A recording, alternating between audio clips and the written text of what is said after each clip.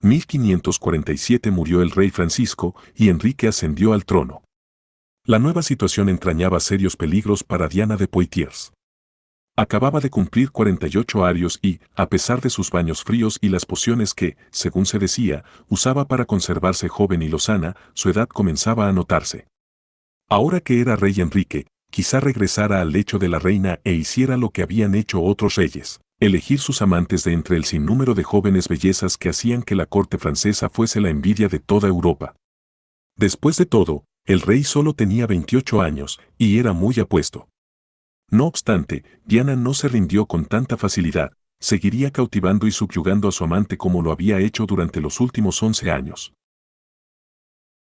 Las armas secretas de Diana eran los símbolos y las imágenes, a los que siempre había dedicado gran atención. Ya al principio de su relación con Enrique, había creado un diseño, entrelazando sus iniciales con las de él para simbolizar su unión. La idea surtió el efecto de un amuleto. Enrique hacía colocar aquella insignia en todas partes, en sus vestiduras reales, en monumentos, en iglesias, en la fachada del Louvre y luego en el Palacio Real en París. Los colores preferidos de Diana eran el negro y el blanco, los únicos que usaba en su vestimenta, y siempre que era posible, la insignia aparecía en esos colores. Todo el mundo reconocía aquel símbolo y su significado.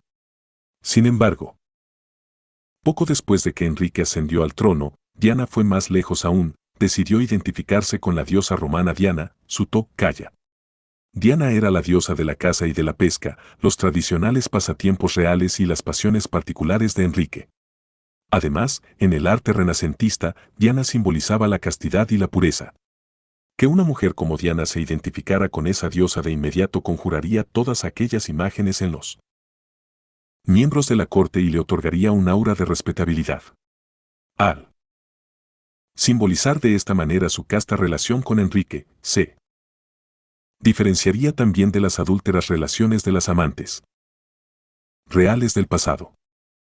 Para lograr aquella asociación, Diana comenzó a transformar por completo su castillo en Anet. Demolió la estructura del edificio original y erigió en su lugar un magnífico edificio con columnas dóricas, al estilo de un templo romano, ejecutado en piedra blanca de Normandía salpicada con silicio negro, reproducía los colores característicos de Diana. La insignia formada por sus iniciales y las de Enrique aparecía en las columnas, en las puertas, en las ventanas y en las alfombras. Además, los símbolos de Diana, lunas crecientes, ciervos y perros, adornaban los portones y la fachada. Adentro, enormes tapices que representaban escenas de la vida de la diosa cubrían los pisos y las paredes. En el jardín se levantaba la famosa escultura de Goujon, Diane Chacerese, que ahora se encuentra en el Louvre y que tenía un insólito parecido con Diana de Poitiers. Cuadros y otras representaciones de Diana aparecían en cada rincón. 384. Ley N grados 37. El nuevo castillo de Anet sobrecogió y estació a Enrique, que pronto difundió la imagen de Diana de Poitiers como diosa romana. En 1548, cuando la pareja apareció en Lyon para una celebración real, los pobladores de la ciudad les dieron la bienvenida con un tableau vivant que representaba una escena con Diana cazadora. El más célebre poeta francés de aquella época, Pierre de Ronsard, escribió versos en honor a la diosa. Así cundió todo un culto a Diana, inspirado por la amante del rey. A Enrique le parecía que Diana se había rodeado de una especie de aura divina y que él estaba destinado a adorarla por el resto de su vida. Y hasta su muerte, en 1559, Enrique siguió siéndole fiel, le otorgó el título de duquesa, le dio grandes riquezas y manifestó una devoción casi religiosa hacia su primera y única amante. Interpretación. Diana de Poitiers, una mujer de modestos orígenes burgueses, logró cautivar a Enrique durante más de 20 años. Cuando el rey murió, Diana contaba más de 60 años, pero la pasión de Enrique por ella no hacía sino aumentar con el tiempo. Ella conocía muy bien a su rey. No era un intelectual sino un amante de la vida al aire libre, lo que más le atraía eran los torneos a caballo, con sus brillantes gallardetes, los animales lujosamente enjaezados, las mujeres vestidas de gala. La pasión de Enrique por el esplendor visual le resultaba infantil a Diana, pero supo explotarlo al máximo. Lo más astuto de su proceder fue su identificación con la diosa Diana. En ese aspecto, llevó el juego más allá de la imaginería física hacia el ámbito de la simbología psicúica. Era todo un desafío transformar a la amante de un rey en un emblema de poder y pureza, pero ella lo logró. Sin la resonancia de la diosa, Diana era solo una cortesana envejecida. Al apoyarse en la imaginería y el simbolismo de Diana se convirtió en una especie de fuerza mítica, destinada a la grandeza. Usted también puede usar las imágenes de esa manera, entretejiendo las claves visuales en una gestalt abarcadora, tal como lo hizo Diana con sus colores y su insignia. Establezca una marca registrada que lo diferencie de los demás. Luego lleve el juego aún más lejos, encuentre una imagen o un símbolo del pasado que pueda relacionarse perfectamente con su realidad y póngasela sobre los hombros como una capa. Con ello dará grandeza a su imagen. Porque su luz ilumina los otros astros que forman una corte a su alrededor, por la distribución justa y equitativa de sus rayos, que caen sobre todos por igual, por el bien que genera en todas partes, al producir vida, alegría y acción, por su constancia, que nunca varía, elijo al sol como la más magnífica imagen para representar a un gran líder. Ley N grados 37. 385. Luis XRV, el Rey Sol, 1638 a 1715. Claves para alcanzar el poder. Recurrir a las palabras para presentar su causa es una actitud arriesgada. Las palabras son instrumentos peligrosos y a veces no dan en el blanco. Las palabras que usa la gente para persuadirnos nos invitan a traducirlas a nuestros propios términos, las reformamos y a menudo terminamos por interpretar lo opuesto de lo que nos han dicho. Esto forma parte de nuestra perversa naturaleza. También sucede que hay palabras que nos ofenden solo porque generan en nosotros asociaciones que estaban muy lejos de la intención de quien las pronunció. Lo visual, en cambio, tiende un puente sobre el laberinto de las palabras. Nos impresiona con un poder emocional y una inmediatez que no dejan espacios para la reflexión o la duda. Al igual que la música, salta por encima de los pensamientos racionales y razonables. Imagínese al doctor de la luna intentando presentar verbalmente su práctica médica, tratando de convencer al escéptico hablándole de los poderes curativos de la luna y de su especial conexión personal con un objeto distante en el espacio. Por fortuna para él, fue capaz de crear un convincente espectáculo que tornaba innecesarias las palabras. En el momento en que sus pacientes ingresaban en el recinto, la imagen de la luna hablaba con elocuencia suficiente. Comprenda que las palabras nos ponen a la defensiva. Si usted debe explicarse, su poder ya se haya cuestionado. La imagen, en cambio, se impone por sí misma, como algo dado. Desalienta las preguntas, genera asociaciones poderosas, resiste interpretaciones equívocas, comunica al instante y forja lazos que trascienden las diferencias sociales. Las palabras generan discusiones y divisiones. Las imágenes unen a la gente. Constituyen los instrumentos fundamentales del poder. El símbolo tiene la misma fuerza, ya sea visual, la estatua de Diana, o una descripción verbal de algo visual, las palabras el Rey Sol. El objeto simbólico representa algo diferente, algo abstracto, como la imagen Diana simboliza castidad. El concepto abstracto, pureza, patriotismo, coraje, amor, está cargado de asociaciones emocionales y poderosas. El símbolo es como un icono de expresión que contiene docenas de significados en una simple frase u objeto. El sinímbolo del Rey Sol, tal como lo explica Luis XIV, puede leerse en distintos niveles. Pero lo bueno es que sus asociaciones no requerían explicaciones. Hablaban directamente a sus súbditos, lo diferenciaban de todos los demás reyes y conjuraban una majestad que iba más allá de las palabras. El símbolo contiene un poder increíble.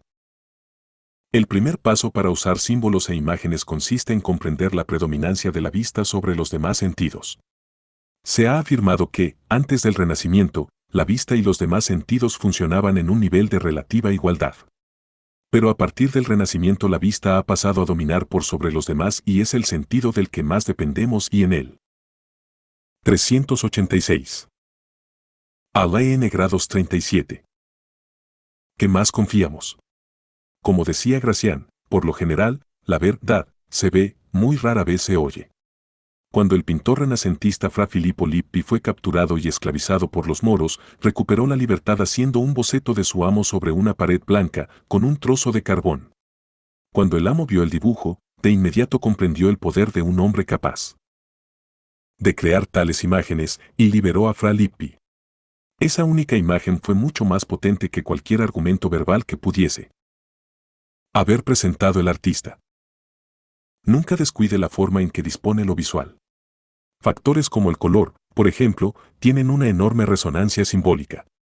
Cuando el célebre estafador Yalo Kerouac redactó una gacetilla en la cual ofrecía las falsas acciones que trataba de colocar, la llamó Red Letter Newsletter, gacetilla de las letras rojas, y la hizo imprimir, a un costo considerable, en tinta roja. El color creaba una sensación de urgencia, poder y buena suerte. Wade comprendió que detalles como ese eran la clave para el engaño, tal como lo comprenden hoy los publicitarios y los especialistas en comercialización masiva. Si usted utiliza la palabra oro en el título de cualquier cosa que intenta vender, imprime el material promocional en dorado. Dado que la vista predomina, la gente reaccionará más al color que a la palabra. Lo visual contiene una gran cuota de poder emocional. El emperador romano Constantino, durante la mayor parte de su vida, adoró al sol como a un dios. Sin embargo, cierto día miró el sol y vio sobre éste una cruz. Esa visión fue para él la prueba de la ascendencia de la nueva religión, y poco después se convirtió al cristianismo, junto con todo su imperio. Todas las prédicas proselitistas del mundo no habrían logrado ejercer ese poder sobre él. Encuentre y asóciese a imágenes y símbolos que comuniquen su mensaje en forma inmediata y habrá adquirido enorme poder. Lo más efectivo de todo es una nueva combinación, una fusión de imágenes y símbolos que nunca antes se hayan vinculado entre sí pero que, a través de su asociación, demuestren con claridad la nueva idea, mensaje o religión que usted quiera imponer. La creación de nuevas imágenes y símbolos a partir de los antiguos causa, de esta forma, un efecto poético. Las asociaciones que realiza el espectador se desbocan y le dan una sensación de participación.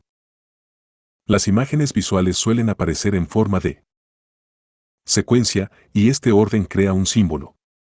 La primera en aparecer, por ejemplo, simboliza poder. La imagen del centro pareciera tener una importancia central. Sobre el final de la Segunda Guerra Mundial, el general Eisenhower ordenó que las tropas estadounidenses encabezaran la marcha sobre París, después de la liberación de los nazis. El general francés Charles de Gaulle se dio cuenta, sin embargo, de que esa secuencia implicaría que ahora los estadounidenses Ley N grados 37. 1387. Mandaban el destino de Francia.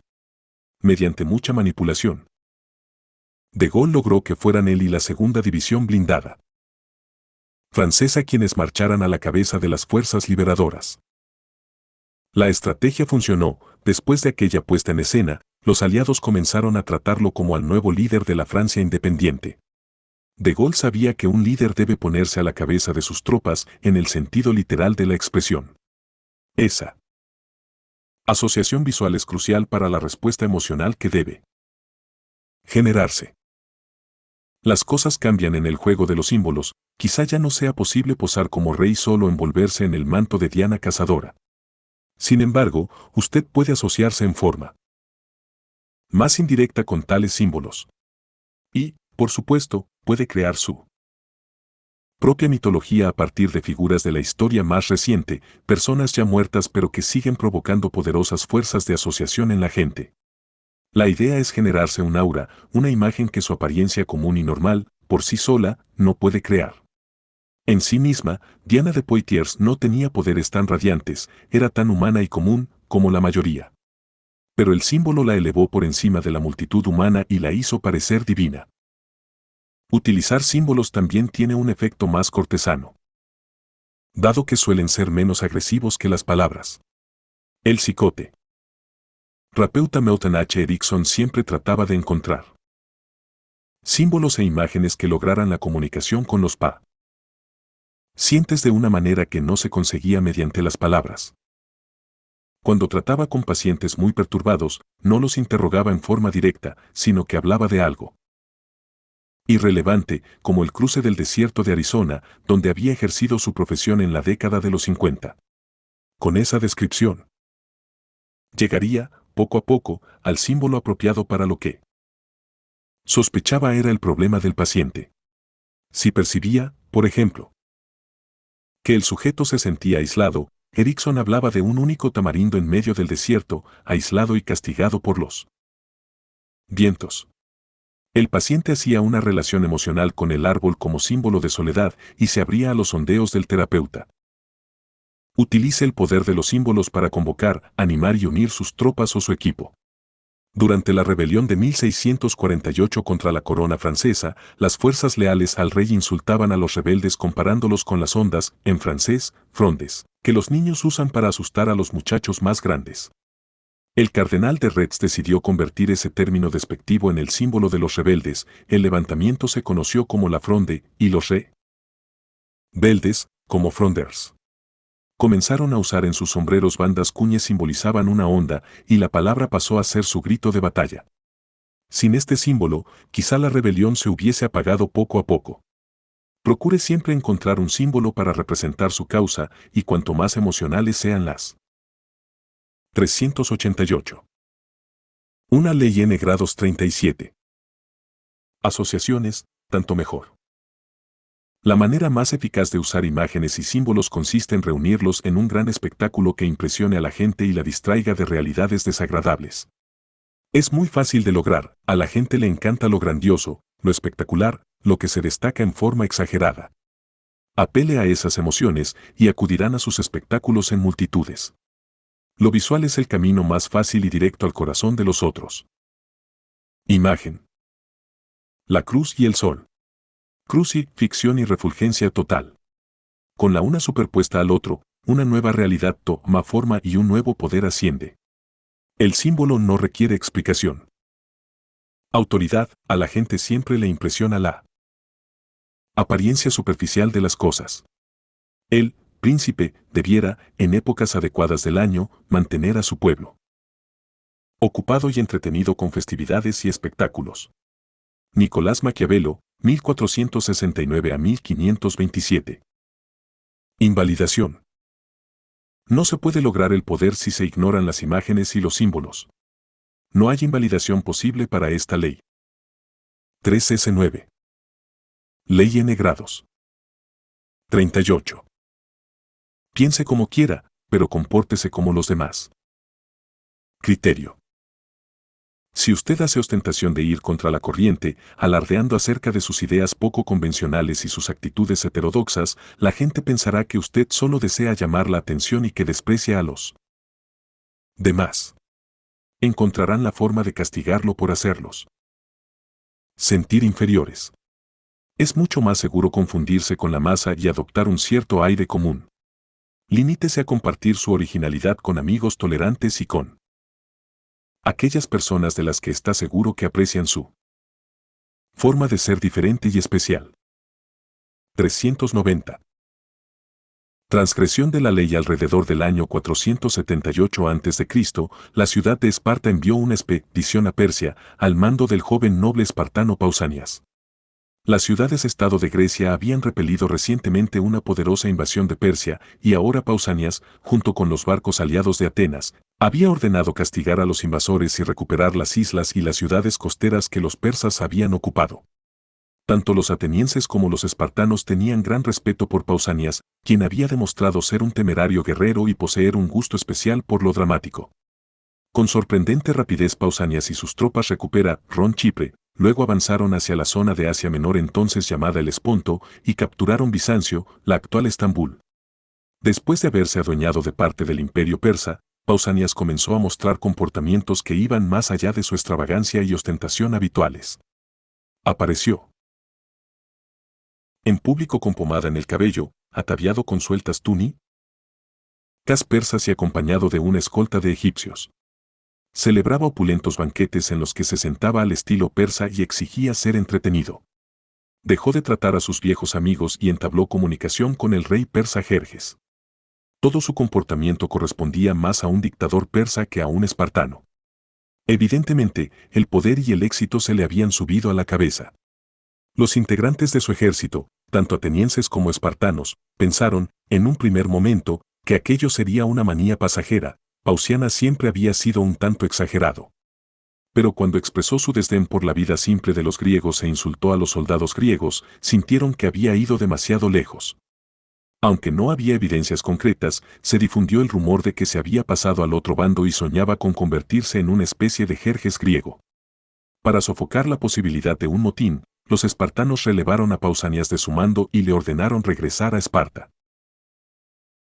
Pausanias, sin embargo, siguió vistiéndose al estilo persa, aún en Esparta.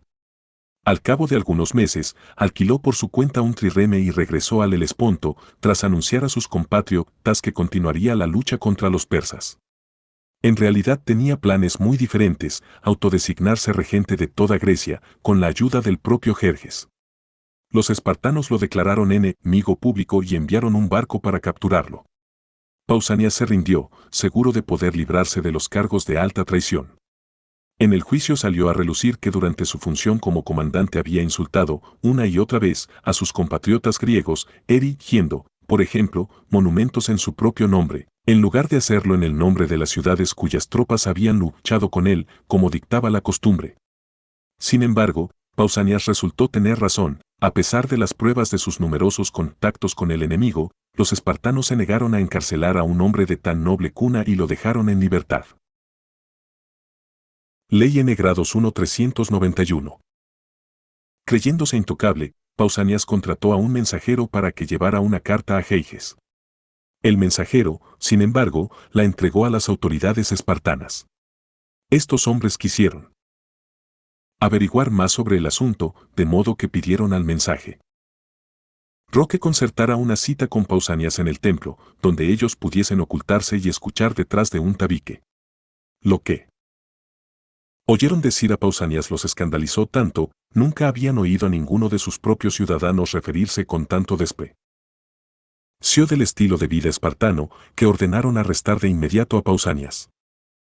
Al regresar del templo a su casa y enterarse de lo sucedido, Pausanias corrió a ocultarse en otro templo, pero las autoridades lo siguieron y rodearon el lugar de centinelas.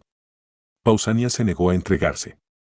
Como no querían sacarlo por la fuerza de aquel sitio sagrado, las autoridades lo mantuvieron encerrado allí hasta que murió de hambre. Interpretación. A primera vista parecería que Pausanias simplemente se enamoró de otra cultura, un fenómeno tan viejo como la humanidad. Nunca se había sentido cómodo con el ascetismo de los espartanos, de modo que quedó fascinado por el amor de los persas al lujo y los placeres sensuales. Se vistió con ropa persa y usó sus perfumes, lo cual le daba una sensación de liberación de la disciplina y las sencillez griegas. Esto es lo que sucede cuando alguien adopta una cultura distinta de aquella en la que fue criado.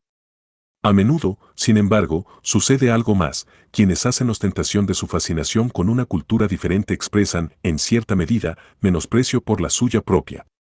Utilizan la apariencia externa de lo exótico para diferenciarse del pueblo común que adhiere a las costumbres y leyes locales sin cuestionarlas, y también para expresar su sentido de superioridad. De lo contrario, actuarían con más dignidad y mostrarían respeto por quienes no comparten sus deseos. Esa necesidad de exhibir de modo tan ostentoso sus diferencias suele causar la antipatía de aquellas personas cuyas convicciones se ven desafiadas, quizá de manera indirecta y sutil, pero aún así ofensiva. Tucídides escribió acerca de Pausanias: con su desdén por las leyes y su imitación de modas extranjeras se tomó muy sospechoso de no estar dispuesto a adecuarse a las pautas normales. Todas las culturas tienen normas que reflejan siglos de convicciones e ideales compartidos. No espere poder burlarse de esas cosas impunemente. De alguna manera será castigado, aunque más no sea con la marginación y el aislamiento, lo que equivale a una posición de real impotencia. Muchos de nosotros, al igual que Pausanias, escuchamos el canto de sirena de todo lo exótico y extranjero. Mida y modere sus deseos. Hacer ostentación de placer ante actitudes y 392. A Ley N. Grados 38. Comportamientos extraños revelará una motivación diferente: el deseo de demostrar que usted es superior a sus pares. Observancia de la ley a fines del siglo XVI estalló en Italia una violenta reacción contra la Reforma protestante. La Contrarreforma, como se denominó ese movimiento, incluyó una versión propia de la Inquisición, con el fin de erradicar toda desviación de la Iglesia católica. Una de sus víctimas fue el científico Galileo, pero un importante pensador de la época que sufrió aún peor persecución fue el monje dominicano y filósofo Tommaso Campanella. Seguidor de la doctrina materialista del filósofo romano Epicuro, Campanella no creía en milagros ni en el cielo y el infierno. La Iglesia había promovido ese tipo de supersticiones, escribió Campanella, para controlar al común de la gente y mantenerla en un estado de temor. Tales ideas bordeaban el ateísmo y Campanella las expresó con imprudencia. En 1593 la Inquisición lo encarceló a causa de sus convicciones heréticas. 6 años más tarde, como una especie de liberación parcial, lo confinaron a un monasterio de Nápoles. En aquel tiempo el sur de Italia se hallaba dominado por España. Fue en Nápoles donde Campanella se involucró en una conspiración para combatir y expulsar al invasor. Planeaba establecer una república independiente, basada en sus propias ideas de una nueva utopía. Los líderes de la Inquisición italiana, con la colaboración de sus pares españoles, volvieron a encarcelarlo. Esta vez también lo torturaron, para descubrir la naturaleza verdadera de sus impías convicciones. Lo sometieron a la infame yeglia, una tortura en la cual se colgaba a la víctima sujeta por los brazos y en posición de cuclillas, a pocos centímetros de un asiento tachonado de púas. Tal posición era imposible de aguantar, de modo que la víctima terminaba por caer sobre las púas, que le desgarraban la carne al menor contacto. Durante aquellos años, sin embargo, Campanella aprendió algo importante sobre el poder. Ante la perspectiva de que lo ejecutaran por hereje, cambió su estrategia, no renunciaría a sus convicciones, pero las disimularía. Para salvar la vida, Campanella fingió haberse vuelto loco. Hizo creer a los inquisidores que sus convicciones provenían de una incontrolable enfermedad mental. Durante un tiempo las torturas continuaron, para comprobar si su insania era simulada, pero en 1603 la sentencia a muerte fue conmutada a cadena perpetua. Durante los primeros 4 años, Campanella permaneció encadenado a una pared en un calabozo subterráneo. Aún así, seguía escribiendo, aunque ya no era tan imprudente como para expresar sus ideas directamente. Uno de los libros de Campanella, La monarquía hispánica, promovía la idea de que España tenía la misión divina de Ley N grados 38.1.393. 394 Una ley N grados 38 expandir sus poderes alrededor del mundo, también ofrecía al rey de España consejos prácticos, al estilo maquiavélico, para lograr tal objetivo. A pesar de su propio interés por la filosofía de Maquiavelo, en general el libro presentaba ideas por completo opuestas a las que Campanella sostenía en su fuero íntimo. La monarquía hispánica era en realidad un fraude, un intento de demostrar su conversión al catolicismo ortodoxo de la forma más audaz posible. Y surtió el efecto deseado. En 1626, 6 años después de la publicación de esa obra, el Papa liberó al fin a Campanella.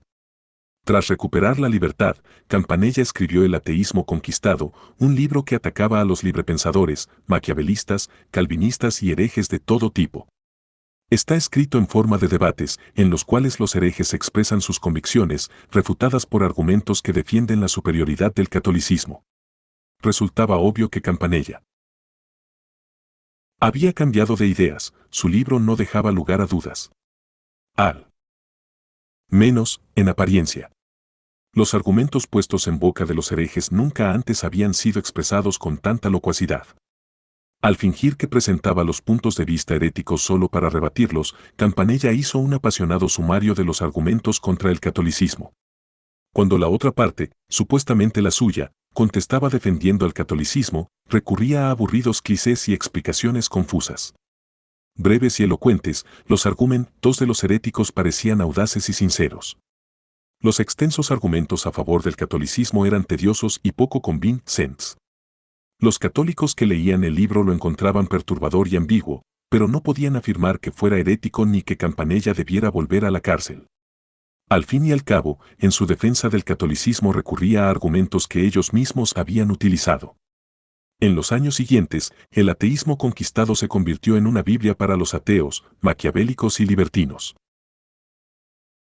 que utilizaban, para defender sus peligrosas ideas, las palabras que Campanella les había puesto en la boca.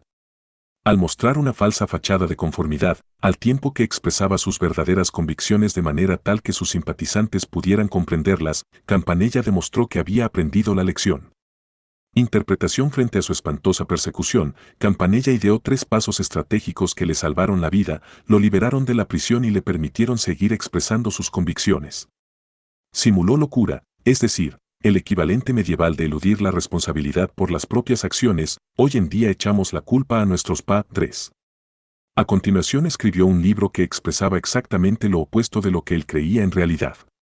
Y por último, el acto más brillante de todos, logró disimular sus ideas al tiempo que las promovía. Este es un truco viejo pero poderoso. Usted simula estar en desacuerdo con las ideas peligrosas, pero mientras expresa su desacuerdo presenta y expone esas ideas con toda claridad. De ese modo, parece aceptar la ideología predominante, pero quienes lo conocen comprenderán la ironía implícita. Usted está protegido. En una sociedad es inevitable que ciertos valores y costumbres pierdan contacto con sus motivaciones originales y se tornen opresivos. Siempre habrá quienes se rebelen contra esa opresión y alimenten ideas que se anticipan a su tiempo. Sin embargo, tal como Campanella debió reconocer por la fuerza, no tiene sentido exhibir sus ideas peligrosas si éstas solo le acarrean sufrimiento y persecución. El martirio no sirve para nada, es mucho mejor vivir en un mundo opresor e incluso prosperar en él. Entretanto, encuentre formas de expresar sus ideas con sutileza para quienes las entienden. Tirar margaritas a los chanchos solo le causará problemas. Durante mucho tiempo no dije lo que creía, ni creo lo que digo, y si alguna vez por casualidad digo la verdad, la oculto entre tantas mentiras que resulta difícil de hallar. Nicolás Maquiavelo, en una carta a Francesco Guicciardini, 17 de mayo de 1521. Claves para alcanzar el poder. Todos mentimos y ocultamos nuestros verdaderos sentimientos, ya que la libertad de expresión absoluta es algo socialmente imposible. Desde muy pequeños aprendemos a disimular nuestros pensamientos, a decir a los sensibles y los inseguros lo que sabemos quieren oír, cuidadosos de no ofenderlos. Para la mayoría esto es natural, hay ideas y valores que la mayoría de la gente acepta y que no tiene sentido discutir. Creemos lo que queremos creer, pero hacia afuera llevamos puesta una máscara. Hay individuos, sin embargo, que interpretan estas limitaciones como una intolerable restricción a su libertad y por lo tanto sienten la necesidad de demostrar la superioridad de sus valores y convicciones. Sin embargo, a la larga sus argumentos suelen ofender a más personas de las que convencen. El motivo por el cual los argumentos no funcionan es que la mayoría de la gente se aferra a sus ideas y valores sin pensar mucho en ellos. En sus convicciones hay un fuerte contenido emocional, no quieren reelaborar sus hábitos de pensamiento, y cuando usted los desafía, ya sea de manera directa, a través de sus argumentos, o indirecta, a través de su comportamiento, adoptan una actitud hostil. Las personas sabias y sagaces aprenden pronto que pueden mostrar un comportamiento convencional y expresar ideas con Ley N grados 38 y 395. Convencionales sin tener que creer en ellos. El poder que obtienen al combinar ambas posiciones es el de gozar de la libertad de pensar lo que quieran y expresárselo a quienes quieran sin sufrir aislamiento ni ostracismo. Una vez establecida una posición de poder, pueden tratar de convencer a un círculo más amplio. Quizás actuando de manera indirecta, mediante las estrategias de ironía e insinuación puestas en práctica por Campanella. A fines del siglo XIV los españoles iniciaron una persecución masiva de los judíos, asesinaron a miles y expulsaron del país a muchos otros. Los que permanecieron en España fueron obligados a convertirse al cristianismo. Sin embargo, durante los 300 años siguientes los españoles observaron un extraño fenómeno que los inquietó en grado sumo. Muchos de los conversos vivían por fuera, como católicos, pero de algún modo conservaban su fe judía y practicaban su religión en privado. Muchos de estos judíos, llamados marranos, ocupaban altos cargos en el gobierno, se casaban con miembros de la nobleza y se mostraban como perfectos y piadosos cristianos, solo muchos. Años después se descubrió que eran judíos practicantes. La Inquisición española tenía la misión específica de identificarlos. A través de los años dominaron el arte del disimulo, exhibían crucifijos en sus casas, daban generosas donaciones a la iglesia y hasta hacían ocasionales observaciones antisemitas, todo esto mientras, por dentro conservaban su libertad de culto. Los marranos sabían que en la sociedad lo que importa son las apariencias. La estrategia es muy simple, como hizo Campanella al escribir El ateísmo conquistado, adécuese de manera ostentosa a su entorno, llegue al extremo de ser el más celoso abogado de la ortodoxia predominante. Si usted conserva las apariencias convencionales en público, pocos sospecharán que usted piensa de manera diferente en privado. No tenga la ingenuidad de creer que en nuestros tiempos las viejas ortodoxias han desaparecido. Jonas Salk, por ejemplo, creía que la ciencia había superado la política y el protocolo. De modo que, en su búsqueda de una vacuna contra la poliomielitis, violó todas las reglas al anunciar públicamente su descubrimiento antes de mostrarlo a la comunidad científica, atribuirse el mérito de la nueva vacuna sin reconocer a los científicos que habían preparado el camino para el descubrimiento y convertirse así en una estrella. Quizás el público lo amara, pero los científicos lo van. Su falta de respeto por la ortodoxia de su comunidad lo dejó aislado. Pasó años tratando de cerrar la brecha y luchando por obtener financiación y cooperación. Bertolt Brecht fue sometido a una moderna forma de inquisición, el Comité de Actividades Estadounidenses, y la encaró con considerable habilidad. Como había trabajado esporádicamente para la industria cinematográfica estadounidense durante la Segunda Guerra Mundial, en 1947 Brecht fue citado ante el comité para responder preguntas en relación con sus 396. Ley N grados 38. Supuestas simpatías por el comunismo. Otros escritores citados atacaron a los miembros del comité y se comportaron de la forma más beligerante posible a fin de obtener la adhesión del público. Por su parte, Brecht, que en efecto había trabajado por la causa comunista, se manejó de forma totalmente opuesta, contestó las preguntas con ambigüedades de difícil interpretación. Tomó una actitud semejante a la de Campanella. Hasta se vistió de traje, algo nada frecuente en él, y fumó un cigarro durante el interrogatorio, sabiendo que un miembro clave del comité tenía pasión por los cigarros. Al final logró seducir a los miembros del comité, que lo dejaron en libertad. Después de haber abandonado los Estados Unidos, Brecht se trasladó a Alemania Oriental, donde se encontró con otra variante de la Inquisición. Allí estaban en el poder los comunistas que criticaban sus obras por decadentes y pesimistas. Brecht no discutió, introdujo pequeños cambios en los guiones de las obras que se encontraban en cartel a fin de acallar a sus censores. No obstante, consiguió que, en la versión literaria, los textos se publicasen tal como él los había escrito.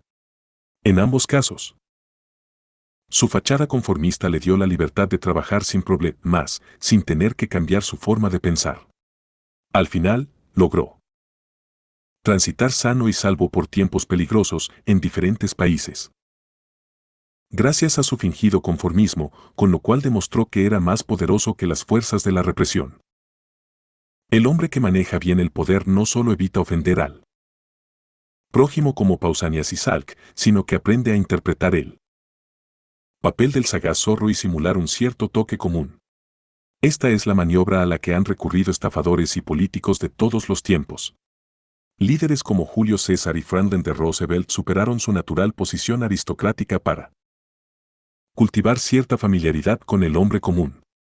Esa afinidad se expresaba a través de pequeños gestos, a menudo simbólicos, para demostrar a la gente que sus líderes compartían los valores populares a pesar de su diferente posición social. La extensión lógica de esta práctica es la tan valiosa habilidad de ser todo para todo el mundo. Cuando usted se integre en determinada sociedad, deje atrás sus propias ideas y valores y póngase la máscara más apropiada para el grupo en que se encuentra. Bismarck llevó adelante este juego durante años con gran éxito. Había quienes intuían vagamente a qué estaba jugando, pero no veían sus intenciones con claridad suficiente como para preocupar. Los demás se tragarán el anzuelo porque les halaga el pensar que usted comparte sus ideas. Si se maneja con cuidado, no lo tomarán por hipócrita, porque como podrían acusarlo de hipócrita si no saben con exactitud cuál es su posición. Tampoco lo verán como a una persona carente de valores. Por supuesto que usted tiene valores, los valores que comparte con ellos mientras se encuentre en su compañía. Ley N grados 38.1.397. Autoridad, no deis a los perros lo que es santo, ni echéis vuestras perlas delante de los puercos, no sea que las pisoteen con sus patas. Y después, volviéndose, os despedacen. Mateo 7:6. Imagen. La oveja negra. El rebaño evita a la oveja negra, pues duda de su pertenencia al rebaño. Entonces la oveja negra trota detrás de todas o se aparta del rebaño, donde la arrinconan los lobos y pronto la devoran. Permanezca con el rebaño, el número garantiza seguridad. Guarde sus diferencias en su mente, no las lleve visibles en su vellón. Invalidación. La única situación en que vale la pena destacarse es cuando usted ya se halla en una posición destacada, cuando haya logrado un sitial de poder inamovible y pueda exhibir su diferencia de los demás como signo de la distancia que lo separa de usted. Como presidente de los Estados Unidos, Lyndon Johnson solía celebrar reuniones mientras estaba sentado en el inodoro. Dado que nadie más que él podía o quería reclamar para sí semejante privilegio, Johnson demostraba que no tenía necesidad de observar los protocolos y las cortesías de los demás. El emperador romano Calígula hacía algo similar, solía ponerse una bata femenina para recibir a visitantes encumbrados, hasta llegó al extremo de hacer elegir cónsul a su caballo. Pero esa actitud se volvió contra él, porque el pueblo odiaba a Calígula y sus actitudes acabaron por provocar su derrocamiento. En verdad, incluso quienes alcanzan las alturas del poder harían mejor en simular al menos un cierto toque común, pues en algún momento podrán llegar a necesitar del apoyo popular. Por último, siempre hay un lugar para la persona que desafía con éxito las costumbres y se burla de los aspectos muertos u obsoletos de una cultura. Oscar Wilde, por ejemplo, logró considerable poder social con esa actitud, dejó en claro que desdeñaba la forma habitual de hacer las cosas, y cuando daba conferencias, su público no solo esperaba que los insultara sino 39s. A la N grados 38. Que recibía los insultos con agrado. Sin embargo, observemos que su papel de excéntrico terminó por destruirlo. Y aunque su destino hubiera sido mejor, recuerde que Wilde poseía un genio poco común. Sin ese don de divertir y encantar, sus agresivas críticas simplemente habrían ofendido a la gente. Ley N grados 38. Y 399. Ley N grados 39. Revuelva las aguas para asegurarse una buena pesca. Criterio. La ira y las emociones son estratégicamente contraproducentes. Siempre deberá mantenerse sereno y objetivo.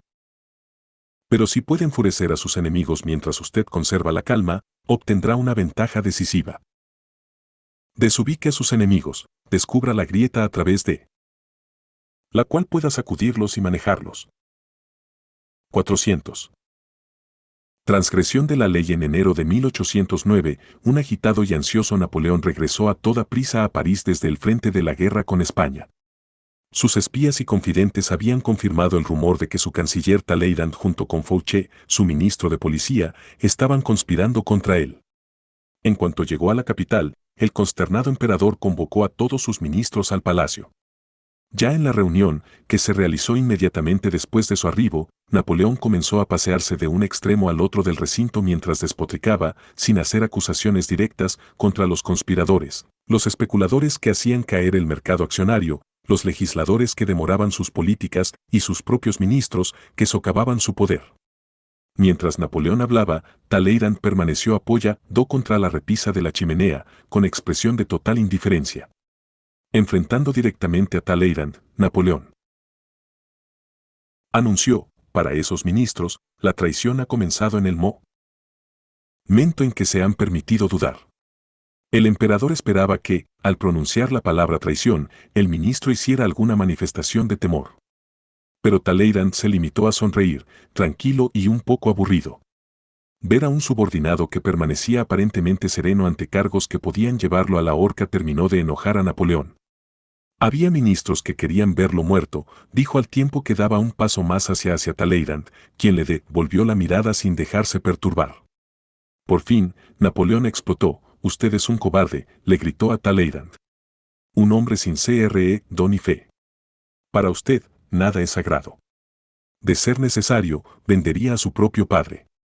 Lo he cubierto de riquezas y honores, y sin embargo, no hay nada que usted no haría para dañarme». Los demás ministros se miraron entre sí, consternados e incrédulos. Nunca habían visto tan desencajado al temerario general, conquistador de la mayor parte de Europa. «Lo que usted merece es que lo quiebren como si fuese vidrio», continuó Napoleón, golpeando con el pie contra el piso. «Y yo tengo el poder de hacerlo, pero lo desprecio demasiado como para tomarme esa molestia. ¿Por qué no lo hago colgar de las puertas de las Tullerías? Pero aún hay tiempo para eso». Casi sin aliento, con el rostro congestionado y los ojos desorbitados, Napoleón prosiguió, gritando: «Usted, dicho sea de paso, no es más que un pedazo de mierda con medias de seda. ¿Y su esposa? Usted nunca me dijo que San Carlos era el amante de su esposa. Por cierto, señor, no se me ocurrió que esa información tuviera alguna relación con la gloria de su majestad o la mía propia», respondió Talleyrand con gran calma. Tras proferir algunos insultos más, Napoleón se retiró. Talleyrand cruzó con lentitud el recinto, con su característica cojera. Mientras un asistente lo ayudaba a ponerse el abrigo, se volvió hacia los demás ministros, que temían no volver a verlo nunca, y Ley N grados 39 y 401. 402 y Ley N grados 39 dijo: «Qué pena, caballeros, que un hombre tan grande tenga tan malos modales». A pesar de su ira, Napoleón no hizo arrestar a su ministro de Relaciones Exteriores. Simplemente lo relevó de su cargo y lo desterró de la corte, creyendo que la humillación sería el peor de los castigos. No se percató de que la noticia de su estallido de ira había corrido como un reguero de pólvora. Todos comentaban cómo el emperador había perdido por completo el control, y cómo Talleyrand lo había humillado al mantener la compostura y la dignidad. Se había dado vuelta una página de la historia. Por primera vez la gente había visto al gran emperador perder la calma. Se difundió la sensación de que el poder de Napoleón estaba declinando. Como dijo Talleyrand después del incidente, este es el principio del fin. Interpretaciones se fue, en efecto, el principio del fin. Si bien todavía transcurrirían 6 años hasta su caída en Waterloo, Napoleón ya había iniciado su descenso hacia la derrota, que tuvo lugar en 1812 con su desastrosa campaña rusa. Talleyrand fue el primero en ver las señales de esa decadencia, sobre todo en la guerra insensata contra España. En algún momento de 1808, el ministro decidió que, para que la paz regresara a Europa, Napoleón debía desaparecer de la escena. Y por eso conspiró con Fouché. Es posible que aquella conspiración no haya sido otra cosa que una treta, una forma de enfurecer a Napoleón. Porque resulta muy difícil de creer que dos de los hombres más prácticos de la historia hicieran las cosas a medias en una conspiración. Es probable que solo hayan querido enturbiar las aguas, para incitar a Napoleón a cometer un error. Lo que lograron fue ese espantoso berrinche que descubrió ante todos una pérdida total de control. El estallido de furia, que pronto se hizo famoso, surtió un efecto profundamente negativo sobre la imagen pública de Napoleón. Este es el problema que provocan las reacciones furiosas. Al principio se podrá generar miedo y terror, pero solo en algunas personas, y, a medida que pasan los días y el ambiente se despeja, aparecen otras reacciones: vergüenza e incomodidad ante el descontrol de quien demostró de tal forma su furia, y resentimiento por las expresiones vertidas. Al perder los estribos, usted siempre hace acusaciones injustas y exageradas. Algunas actitudes de descontrol de este tipo bastan para que la gente empiece a contar los días hasta que usted desaparezca. Frente a la conspiración contra él, una conspiración entre sus dos ministros más importantes, Napoleón, sin duda, tenía todo el derecho a sentirse furioso. Pero al responder con tanta violencia y además en público, solo demostró su frustración. Mostrar la propia frustración equivale a mostrar que se ha perdido el poder para manejar las situaciones e influir en el desarrollo de los acontecimientos. Es el acto impotente del niño que recurre al berrinche histérico para imponer su voluntad. Los poderosos nunca revelan ese tipo de debilidad. Napoleón tenía varias alternativas en cuanto a su forma de actuar en aquella situación. Podría haber considerado que esos dos hombres, eminentemente sensatos, quizá tenían motivos para volverse contra él y podría haberlos escuchado y aprendido de ellos.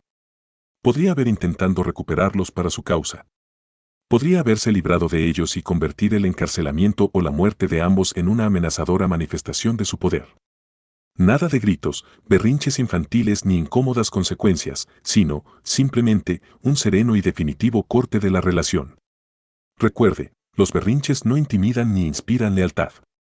Solo crean dudas e inseguridad con respecto al poder que usted posee.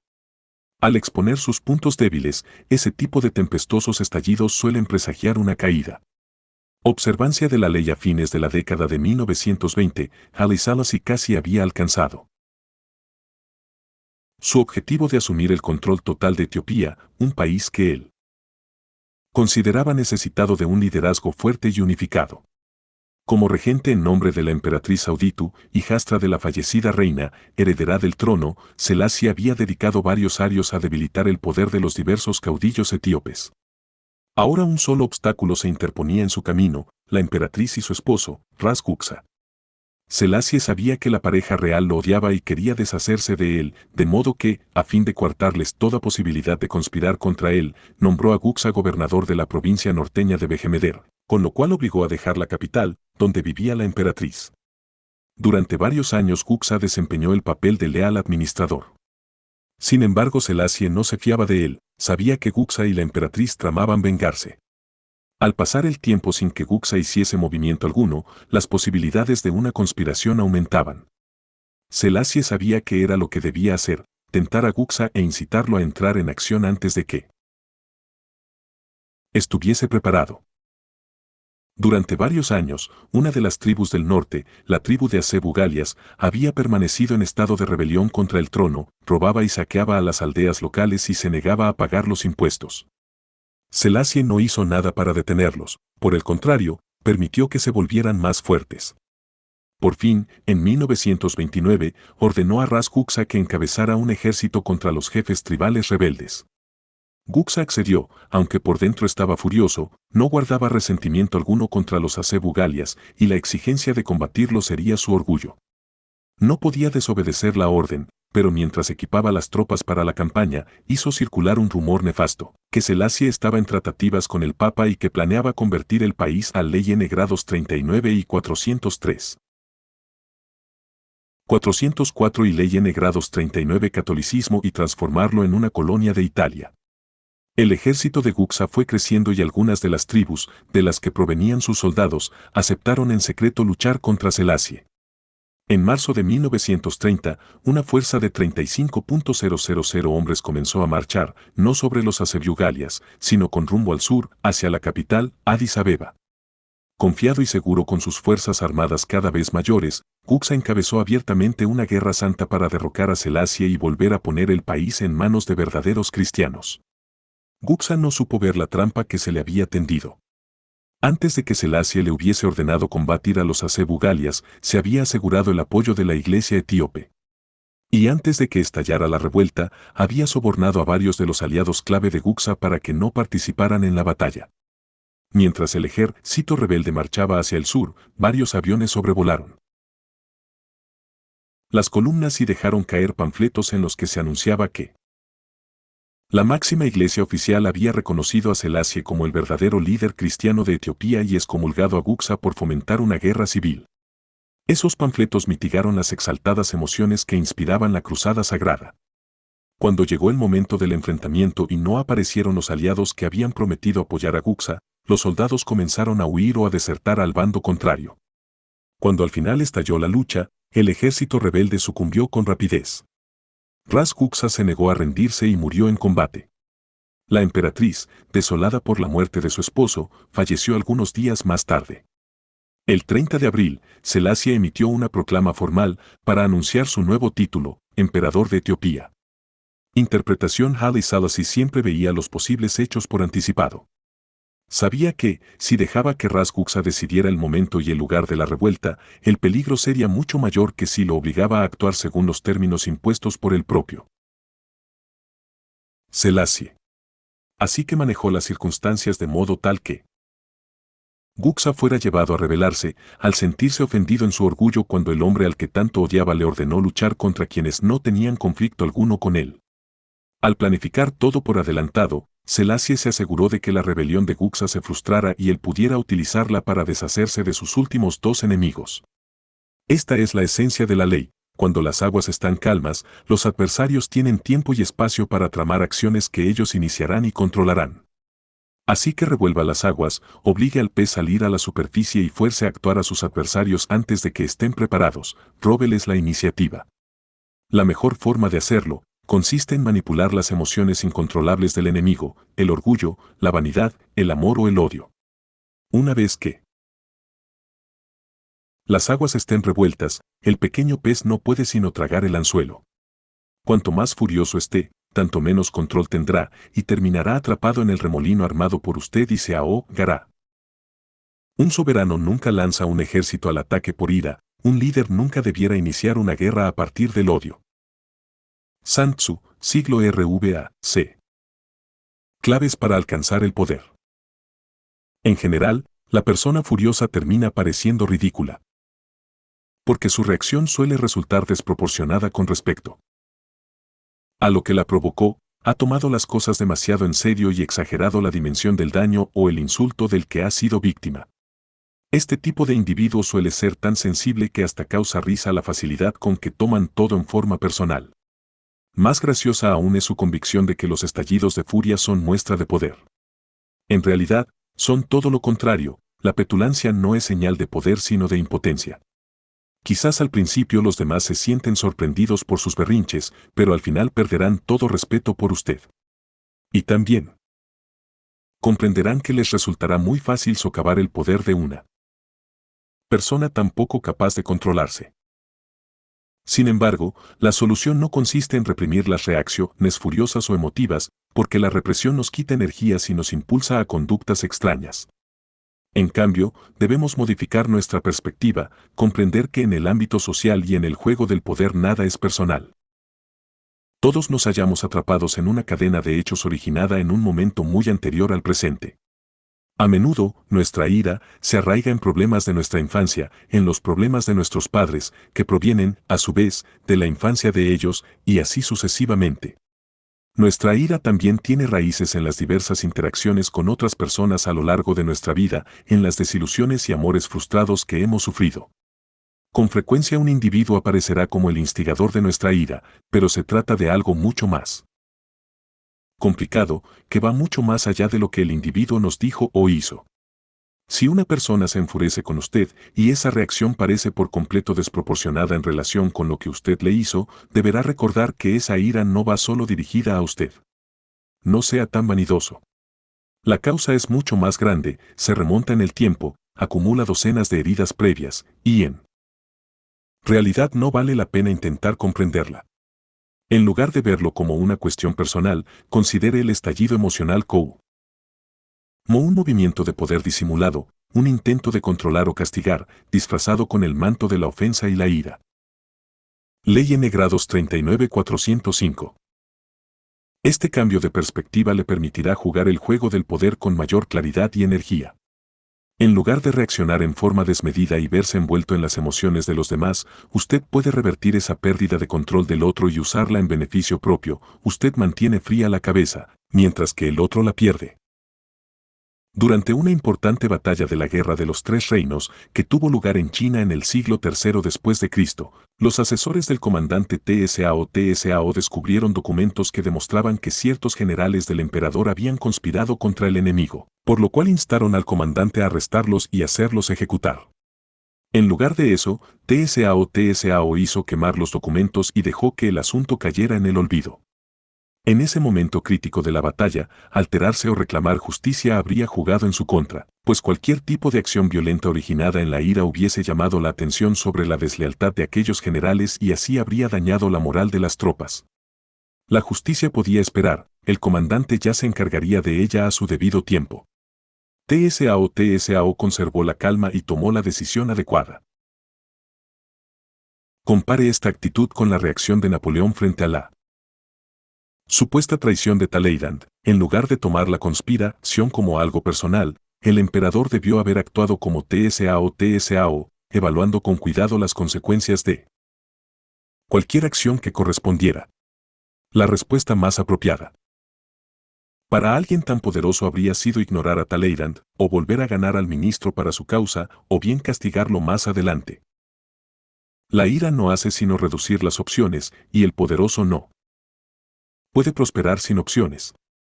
Una vez que usted haya aprendido a no tomar las cosas en forma personal y a controlar sus reacciones emocionales, se habrá ubicado en una posición de enorme poder, que le permitirá jugar con las reacciones emocionales de los demás.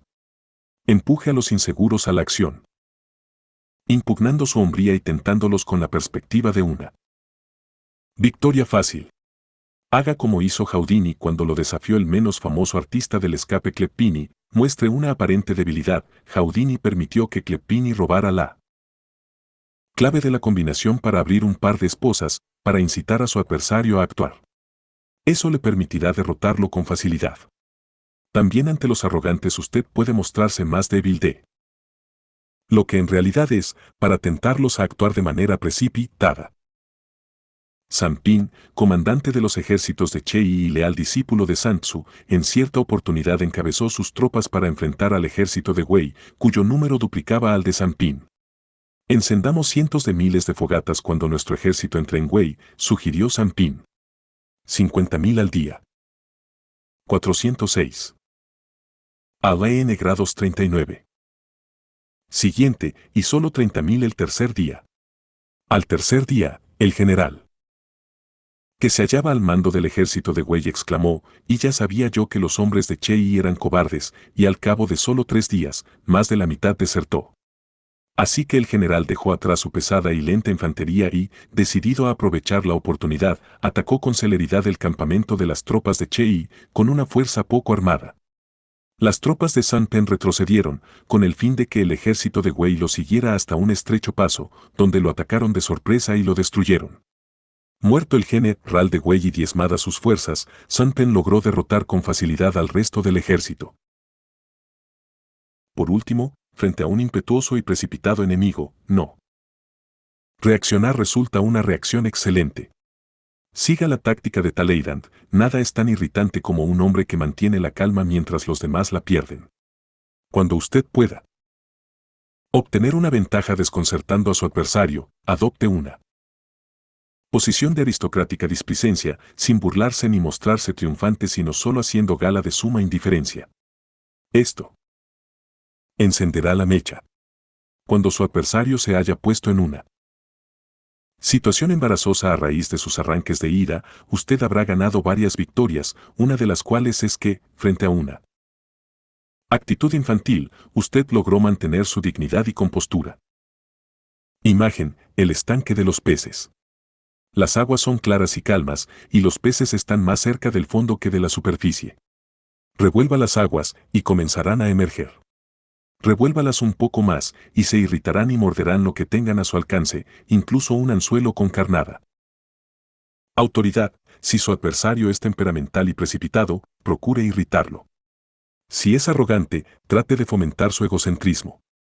Quien tiene la habilidad de hacer mover a su enemigo lo hace creando situaciones distintas, según cuáles lo inciten a la acción, tiente al enemigo con algo que éste no pueda resistir.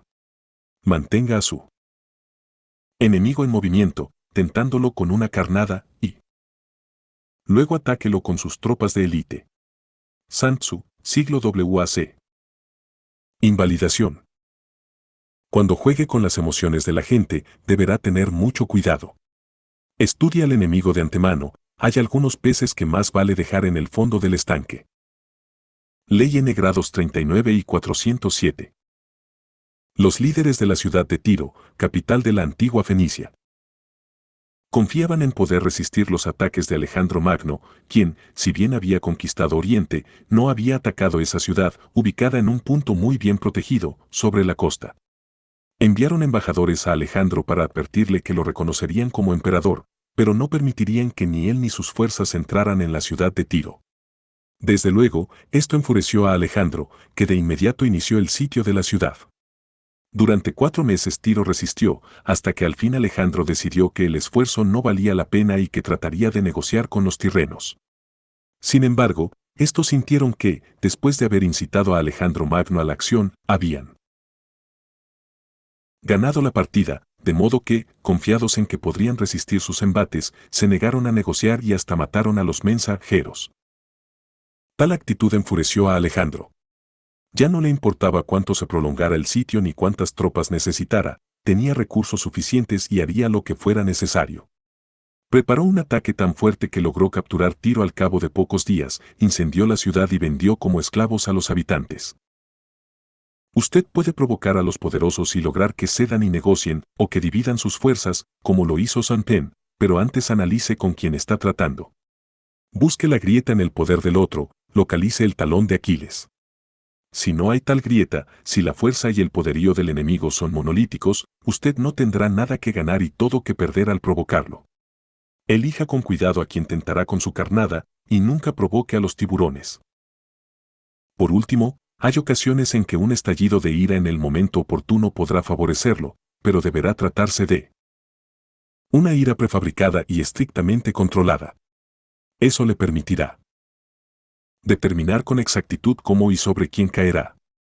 Nunca provoque reacciones que a la larga puedan volverse contra usted. Y utilice esos estallidos con la menor frecuencia posible, para tornarlos más intimidatorios y significativos. Ya se trate de una reacción con cuidado fingida o espontánea, si sus explosiones temperamentales se producen con demasiada frecuencia perde su poder. 408. A Ley N grados 39. Ley N. Menosprecie lo que es gratuito. Criterio. Todo lo que es gratuito es peligroso, ya que por lo general implica alguna treta o un compromiso oculto. Las cosas que tienen valor valen la pena pagarse. De esta manera, no estará obligado a gratitud alguna, se verá libre de culpa y evitará fraudes y engaños. Lo más inteligente es, a menudo, pagar el precio total. Cuando hablamos de excelencia no hay gangas. Sea generoso con su dinero y hágalo circular, dado que la generosidad es señal e imán de poder. 409. Dinero y poder. En el ámbito del poder, todo debe ser juzgado por su costo, y todo tiene un precio. Con frecuencia, lo que se ofrece de forma gratuita o como una ganga implica un precio psicológico, complejos sentimientos de obligación, concesiones con respecto a calidad, la inseguridad que tales concesiones producen, y otras desventajas semejantes. El poderoso pronto aprende a proteger sus recursos más valiosos, la independencia y el espacio para maniobrar con libertad. Al pagar el precio que corresponde, se mantiene libre de peligrosos enredos y preocupaciones. Adoptar una actitud abierta y flexible con respecto al dinero enseña también el valor de la generosidad estratégica, una variante de la vieja artimaña de dar cuando se está a punto de tomar. Al hacer el regalo apropiado, usted coloca al destinatario en una posición de obligación. La generosidad suaviza a la gente y hace más fácil embaucarla. Al labrarse uno la reputación de generoso, usted ganará la admiración de la gente y al mismo tiempo la distraerá de los juegos de poder que usted practica. Al distribuir su riqueza en forma estratégica, fascinará a los cortesanos, creará placeres y conseguirá aliados valiosos. Observe a los maestros del poder, los Césares, la reina Isabel, Miguel Ángel, los Médicis. Entre ellos no hay un solo avaro. Hasta los grandes estafadores gastaban con generosidad para armar sus fraudes. El cocodrilo en el bolsillo es algo muy poco atractivo. Cuando seducía, Casanova no solo daba todo de sí mismo sino también de su billetera. Los poderosos entienden que el dinero encierra una carga psicológica y que también es fuente de cortesía y sociabilidad, por eso convierten el aspecto humano del dinero en un arma de su arsenal. Por cada individuo que es capaz de jugar generosamente con su dinero, hay miles encerrados en la autodestructiva negación a utilizar el dinero en forma creativa y estratégica. Esas personas constituyen el polo opuesto de los poderosos, y usted deberá aprender a identificarlas, ya sea para esquivar la naturaleza ponzoñosa que las caracteriza o para beneficiarse con su inflexibilidad. El pez codicioso. El pez codicioso deshumaniza el dinero. Frío e inescrupuloso, solo ve las impersonales cifras de un balance comercial. Dado que solo ven al prójimo como peón o como obstáculo para la obtención de riqueza, estos especímenes pisotean los sentimientos de los demás y alejan a quienes podrían ser valiosos aliados. Nadie quiere trabajar con un pez codicioso, por lo cual estos individuos suelen terminar aislados, víctimas de su propia ambición. El pez codicioso es la presa preferida de los grandes estafadores, tentado por la carnada del dinero fácil, se traga el anzuelo del fraude con línea y plomada. Es fácil de engañar. 410. Y ley N grados 40. Porque dedica tanto tiempo a las cifras, aunque no a la gente, que termina ciego a toda psicología, incluso a la suya propia. Evite a estos sujetos antes de que lo exploten, o utilice la codicia que los caracteriza en beneficio de usted. El demonio del regateo. El poderoso evalúa todo por sus costos, no solo en términos de dinero sino de tiempo, dignidad y tranquilidad interior. Y esto es exactamente lo que el demonio del regateo es incapaz de hacer. Pierde valioso tiempo buscando gangas, se preocupa sin cesar por lo que podría haber conseguido en otra parte por un poco menos. Además, la ganga que adquiere es a menudo algo deslucido o de mala calidad, que a veces exige reparaciones costosas o deberá reemplazarse mucho antes que un producto de buena calidad. Los costos de esas búsquedas, no solo en dinero, aunque el bajo precio de una ganga a menudo es engañoso, sino en tiempo y tranquilidad, desalientan al individuo normal a embarcarse en ellas. Pero para el demonio del regateo la ganga es un fin en sí misma. Estos individuos parecen dañarse solo a sí mismos, pero sus actitudes son contagiosas. Si usted no se defiende de ellos, le contagiarán esa sensación de inseguridad que implica pensar que debería haber buscado con más ahínco hasta conseguir un precio menor. No discuta con este tipo de persona ni intente cambiarla. Limítese a hacer un breve cálculo mental, sumando el costo, al menos en tiempo y paz interior de la búsqueda irracional de una ganga. El sádico. El sádico financiero realiza arteros juegos de poder con el dinero para reafirmar su dominio sobre los demás. Por ejemplo, lo hará esperar para pagarle el dinero que le debe, con la excusa de que ha enviado el cheque por correo. O si lo contrata a usted para trabajar para él, se meterá en todos los aspectos de la tarea, hasta causarle una úlcera. El sádico parece pensar que el hecho de pagar por algo le otorga el derecho a torturar al vendedor. Estos individuos no comprenden el elemento cortesano del dinero. Si usted tiene la mala suerte de tratar con una persona, le convendrá resignarse a sufrir una pérdida financiera, antes que enredarse en tan destructivos juegos de poder. El dadivoso que no discrimina. La generosidad cumple una función muy definida en el ámbito del poder, atrae a la gente, la ablanda, la convierte en aliada. Pero es preciso utilizarla de manera estratégica, con un objetivo definido. El dadivoso que no discrimina, por el contrario, es generoso porque desea que todos lo quieran y lo admiren. La generosidad de estos individuos es tan indiscriminada y va acompañada de tanta necesidad de reconocimiento que difícilmente logre el efecto deseado. Si dan de todo a todos, ¿por qué habría de sentirse especial el destinata, Río? Por muy atractivo que pueda parecer convertir en víctima al dadivoso que no discrimina en cualquier tipo de relación con ley N grados 40 y 411. 412 ley N grados 40 este individuo usted sufrirá la tremenda carga de las insaciables necesidades emocionales del otro. Transgresiones de la ley transgresión y después de que Francisco Pizarro conquistó Perú, en 1532, el oro del imperio de los incas comenzó a llegar a España y españoles de toda condición social se ilusionaron con la instantánea riqueza que podía obtenerse en el Nuevo Mundo. Pronto se difundió la leyenda de un cacique indígena del este de Perú que una vez por año celebraba un ritual durante el cual se cubría el cuerpo con polvo de oro y se zambullía en un lago. La transmisión oral de esta historia terminó por transformar al cacique, El Dorado, en un imperio denominado El Dorado, más rico aún que el incaico, cuyas calles estaban pavimentadas en oro, y los edificios, revestidos con el precioso metal. El relato hasta parecía plausible, ya que un cacique que podía darse el lujo de desperdiciar polvo de oro en un lago sin duda debía de gobernar un imperio de oro. Pronto. Hubo numerosos españoles que buscaban el famoso El Dorado en toda la parte septentrional de América del Sur. En febrero de 1541, la mayor de estas expediciones, comandada por el hermano de Pizarro, Gonzalo, partió de Quito, Ecuador.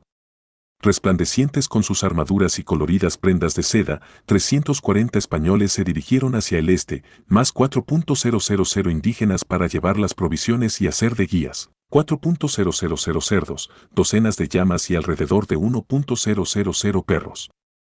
Pero la expedición pronto fue sorprendida por lluvias torrenciales, estropearon equipos y provisiones.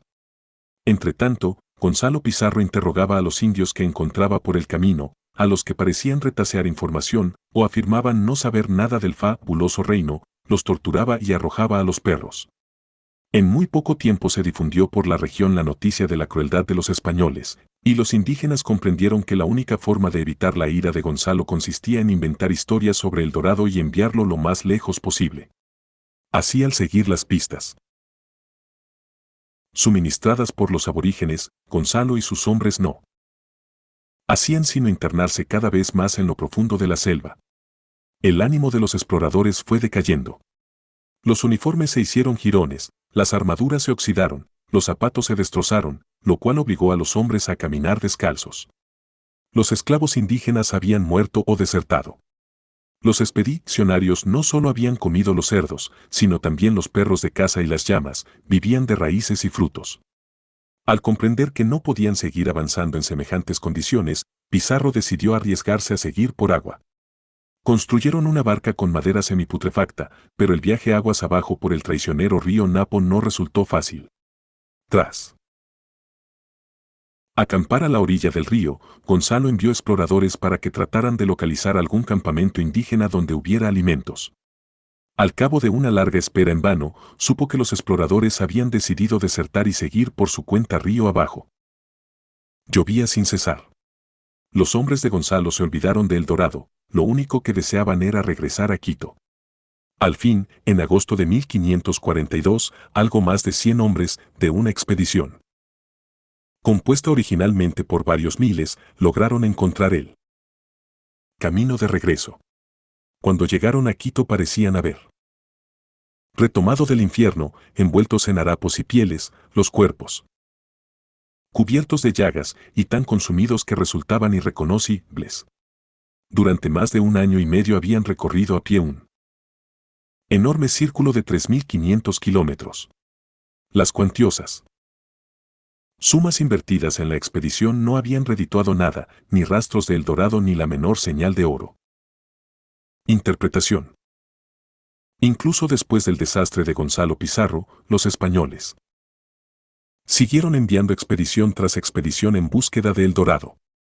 Lo mismo que Pizarro, los conquistadores incendiaban y sacaban las aldeas, torturaban a los indígenas y soportaban penurias inimaginables, pero nunca llegaban al oro. El dinero que gastaron en esas expediciones es incalculable, aún así, y pese a lo infructuoso de la búsqueda, el magnetismo de la fantasía perduraba. La búsqueda de El Dorado no solo costó millones de vidas, tanto de indígenas como de españoles, sino que contribuyó a llevar a la ruina al imperio español. Se convirtió en la obsesión de España. El oro que llegaba al país, en cantidades considerables, se invertía en nuevas expediciones o en lujos, en lugar de destinarse a la agricultura u otras empresas productivas. Poblaciones enteras de España quedaron despobladas a causa del éxodo de los hombres en pos del oro. Las granjas sufrieron la ruina, el ejército español no encontraba reclutas que libraran guerras en Europa. Al final del siglo XVII, la población total del país se había reducido en más de la mitad. En Madrid la población había disminuido de 400.000 a 150.000 habitantes. Al obtener cada vez menos réditos durante tantos años, España cayó en una decadencia de la que nunca logró recuperarse. El poder exige autodisciplina. La perspectiva de obtener riqueza, sobre todo si es inmediata y no cuesta esfuerzo alguno, hace estragos con las emociones. Quienes se enriquecen de golpe creen que siempre es posible obtener el dinero fácil parece aguardar a la vuelta de la esquina. Presa de esta ilusión, el codicioso descuida todo aquello de lo que en realidad depende el poder, como el autocontrol y la buena voluntad del prójimo. Comprenda que, con una sola excepción, La muerte, ningún cambio de fortuna se produce de un momento a otro. La riqueza repentina rara vez perdura, ¿por qué no? Ley N grados 40. 413. 414 y Ley N grados 40 se apoya en bases sólidas. Nunca permita que la codicia por el dinero lo tiente a abandonar la protectora y perdurable fortaleza del verdadero poder. Convierta el poder en su objetivo primordial y el dinero vendrá por añadidura. Deje el dorado para los incautos y los necios. Transgresión 2. A principios del siglo XVM no había nadie más encumbrado en la sociedad inglesa que el duque y la duquesa de Marlborough.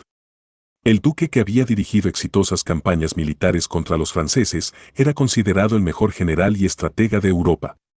Y su esposa, la duquesa, después de muchas manipulaciones, había logrado establecerse como la favorita de la reina Ana, quien ascendió al trono de Inglaterra en 1702.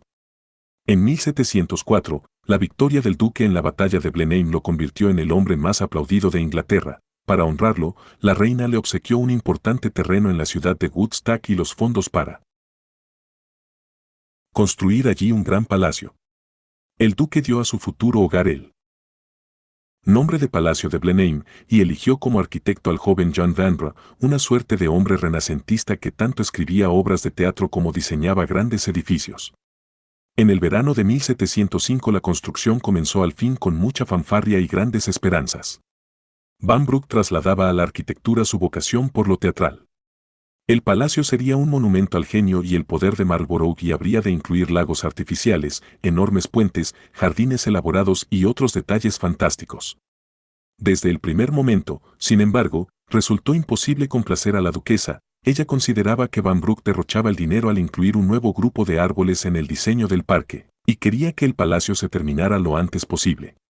La duquesa torturaba a Vanbrugh y a los obreros por cada mínimo detalle, encontraba elevados aún los gastos más pequeños y, aunque era el gobierno el que pagaba la construcción, contaba cada centavo. Sus rezongos, tanto acerca de Blenheim como de otros temas, terminaron por contrariar a la reina Ana, que en 1711 la despidió de la corte y le ordenó desocupar los aposentos que le habían asignado en el Palacio Real. Cuando se marchó, furiosa por la pérdida de su posición así como de su salario real, sacó de sus habitaciones hasta el último de los elementos que contenían, incluidos los picaportes de bronce. Durante los años siguientes, la construcción de Blenheim se interrumpió varias veces, pues resultaba cada vez más difícil obtener del gobierno los fondos necesarios. La duquesa, convencida de que Vanbrugh quería arruinarla, discutía por cada cargamento de piedras y cada barril de cal, contaba cada metro de varillas de hierro y cada centímetro de revestimiento, e insultaba a los obreros, contratistas y capataces. Marlborough, viejo y cansado, solo deseaba poder pasar sus últimos años en el palacio, pero el proyecto se estancaba en interminables discusiones y litigios, pues los obreros demandaban a la duquesa por el pago de sus salarios y la duquesa demandaba al arquitecto. En medio de esas incesantes idas y venidas, el duque murió.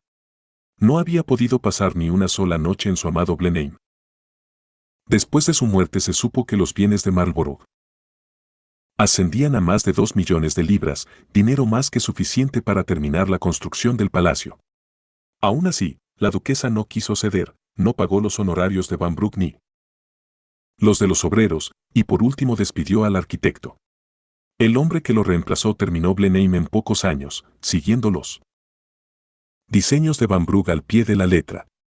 Vanbrugh murió en 1726, sin haber podido entrar nunca en la más grande de sus creaciones, pues la duquesa se lo había prohibido. Blenheim, cuyo diseño anticipó el movimiento romántico, dio origen a una nueva tendencia en la arquitectura, pero para su creador fue una pesadilla que duró 20 años. Interpretación. Para la duquesa de Marlborough, el dinero era una forma de jugar los más sádicos juegos del poder. Interpretaba la pérdida de dinero como símbolo de pérdida de poder. Su problema con Vanbrugh calaba aún más hondo. Él era un gran artista, y la duquesa envidiaba su poder creativo, que le permitía gozar de una fama que no estaba al alcance de ella. Y así decidió que, aunque no poseía los dones del arquitecto, tenía el dinero necesario para torturarlo e insultarlo por los detalles más insignificantes. En definitiva, decidió arruinarle la vida. Este tipo de sadismo, sin embargo, impone un precio terrible. En este caso, hizo que una construcción que no debería haber llevado más de 10 años insumiera 20. Envenenó muchas relaciones, desterró de la corte a la duquesa, causó profundo pesar al duque, que solo deseaba vivir plácidamente en Blenheim, generó interminables juicios y restó años a la vida de Van Brugh. Además, la posteridad tuvo la última palabra. Van Brugh es reconocido como un genio, mientras que la duquesa solo era recordada por su barata mezquindad. Los poderosos deben tener también grandeza de espíritu, no pueden revelar mezquindades. Y el dinero es la forma más visible en que se manifiestan tanto la grandeza como la mezquindad. Más vale, entonces, gastar con desprendimiento y crearse fama de persona generosa, pues ello terminará por redituar grandes dividendos. Nunca permita que los detalles financieros le impidan ver el panorama general de cómo lo perciben los demás. A la larga, la mezquindad le resultará cara. Y si quiere inmiscuirse en la obra de los creativos que trabajan para usted, por lo menos págueles bien. Es su dinero, y no su ostentación de poder, lo que logrará comprar la sumisión de los otros. Ley N grados 40 y 415. 416 Una ley N grados 40 observancias de la ley Observancia y Pietro Aretino, hijo de un humilde zapatero, se había catapultado a la fama como autor de ingeniosas sátiras. Pero, como todo artista del Renacimiento, necesitaba encontrar un mecenas que le brindara un estilo de vida confortable sin interferir con su trabajo. En 1528 Aretino decidió intentar una nueva estrategia en el juego del mecenazgo. Abandonó Roma y se estableció en Venecia, donde pocos habían oído hablar de él. Disponía de una considerable cantidad de dinero que había logrado ahorrar, pero no mucho más. Sin embargo, al poco tiempo de haberse mudado abrió las puertas de su casa a ricos y pobres y los agasajó con banquetes y diversiones. Se hizo amigo de todos los gondoleros, a quienes daba espléndidas propinas. En las calles distribuía su dinero con generosidad entre mendigos, huérfanos y lavanderas. Entre la población pronto corrió la voz de que Aretino era más que un gran escritor, era un hombre de poder. Los artistas y hombres de influencia pronto comenzaron a concurrir a la casa de Aretino. En pocos años se hizo famoso, ningún dignatario que visitara la ciudad se marchaba de Venecia sin visitarlo. Su generosidad le había costado la mayor parte de sus ahorros, pero le había comprado influencia y un buen nombre, piedra angular en el fundamento del poder. Dado que en la Italia del Renacimiento, como en todas partes, la capacidad de gastar con generosidad era privilegio de los ricos, la aristocracia pensó que Aretino debía de ser un hombre de influencia, pues gastaba su dinero como tal. Y como la influencia de un hombre de influencia bien vale ser comprada, Aretino pasó a ser destinatario de todo tipo de obsequios, incluyendo dinero. Duques y duquesas, acaudalados comerciantes y papas y príncipes competían por su favor y lo colmaban de variados presentes. Desde luego, los hábitos dispendiosos de Aretino constituían una hábil estrategia que surtió el efecto de un hechizo. Pero, para obtener un ingreso sustancioso y el lujo con que soñaba, necesitaba acceder a los generosos bolsillos de un gran mecenas. Después de haber analizado sus posibilidades, puso la mira en el adinerado marqués de Mantua y escribió un poema épico dedicado al noble. Era una práctica común entre los escritores de la época que procuraban un mecenas, a cambio de una dedicación obtenían un pequeño subsidio, suficiente como para escribir otro poema, y así sucesivamente, de modo que pasaban la vida en una especie de constante servidumbre. Pero Aretino quería poder, no un mísero sueldo. Dedicó el poema al marqués y se lo ofreció como un obsequio, con lo cual daba a entender que no era un escritor a sueldo en busca de un subsidio, sino un hombre de igual nivel que el marqués. Los regalos de Aretino no cesaron. Como era amigo de dos de los más grandes artistas plásticos de Venecia, el escultor Jacopo Sansovino y el pintor Tiziano, convenció a ambos de participar en su plan. Aretino había estudiado al marqués antes de decidir abordarlo y conocía sus gustos en detalle, no le fue difícil asesorar a Sansovino y a Tiziano sobre qué tema agrada la más al marqués de Mantua. Cuando le envió una escultura de Sansovino y un cuadro de Tiziano como un obsequio de parte de los tres, el noble no cabía en sí de alegría. Durante los meses siguientes Aretino le hizo llegar otros obsequios, espadas, monturas, el vidrio que era la especialidad de Venecia, todas cosas que sabía que el marqués las apreciaría en grado sumo. Pronto él, Tiziano y Sansovino comenzaron a recibir, a su vez, obsequios del marqués. Pero la estrategia no se detuvo allí. Cuando el yerno de un amigo fue encarcelado en Mantua, Aretino logró que el marqués ordenara liberarlo. Él, amigo de Aretino, un acaudalado comerciante, era un hombre de gran influencia en Venecia. Al hacer uso de su excelente relación con el marqués, Aretino compró la gratitud del comerciante, que a su vez lo ayudaría en cuanto pudiese. El círculo de influencia iba creciendo. Una y otra vez, Aretino supo lucrar con el gran poder político del marqués, que también lo ayudó en sus numerosos romances cortesanos. Sin embargo, con el paso de los años la relación se tomó tensa, pues Aretino comenzó a sentir que el marqués debería haber recompensado mejor su generosidad. Sin embargo, no se rebajó con ruegos ni quejas, ya que el intercambio de regalos entre los dos hombres los había convertido en iguales, no resultaba adecuado sacar a relucir el tema del dinero. Simplemente se retiró del círculo del marqués y procuró otras presas adineradas. Abordó primero al rey Francisco de Francia, luego a los Médicis, al duque de Urbino, al emperador Carlos V y otros. Al final, tener varios mecenas le evitó someterse a cualquiera de ellos, y su poder fue casi comparable al de un noble. Interpretación. Aretino comprendió dos características fundamentales del dinero. Primero, que para generar poder debe circular. El dinero no sirve para comprar objetos inanimados, sino poder sobre la gente. Al mantener el dinero en constante circulación, Aretino compró un creciente círculo de influencias que, al final, más que compensaron sus gastos. Segundo, Aretino comprendió la cualidad clave de un obsequio. Hacer un regalo implica que usted y quien lo recibe son, por lo menos iguales, o que usted es superior al destinatario. Un regalo implica también obligación por parte del destinatario. Cuando sus amigos, por ejemplo, le ofrecen algo en forma gratuita, sin duda alguna esperan algo a cambio. Para obtenerlo, hacen que usted se sienta en deuda. Este mecanismo podrá ser consciente o no por parte de ellos, pero así es como funciona. Aretino evitó este tipo de limitación a su libertad. En lugar de Ley N grados 40 y 417. Actuar como un servidor que espera que los poderosos lo 418 y Ley N grados 40 mantengan, invirtió por completo esa dinámica. En lugar de quedar en deuda con los poderosos, hacía que los poderosos quedaran en deuda con él. Este era el sentido de sus obsequios, construir una escalera que lo llevara hasta los más altos niveles sociales. Al final de su vida se había convertido en el escritor más famoso de Europa. Comprenda que el dinero podrá determinar las relaciones de poder, pero dichas relaciones no necesariamente dependen de la cantidad de dinero que usted tenga. También dependen de cómo usted use el dinero. El poderoso da con generosidad y compra influencias antes que objetos. Si usted acepta la posición de inferior porque aún no tiene fortuna, corre el riesgo de permanecer en esa posición para siempre. Manéjese con la habilidad con que lo hizo Aretino con la aristocracia italiana, considérese un igual. Desempeñe el papel de gran señor, de con generosidad, abra sus puertas, haga circular su dinero y cree una fachada de poder gracias a la alquimia que transforma el dinero en influencia.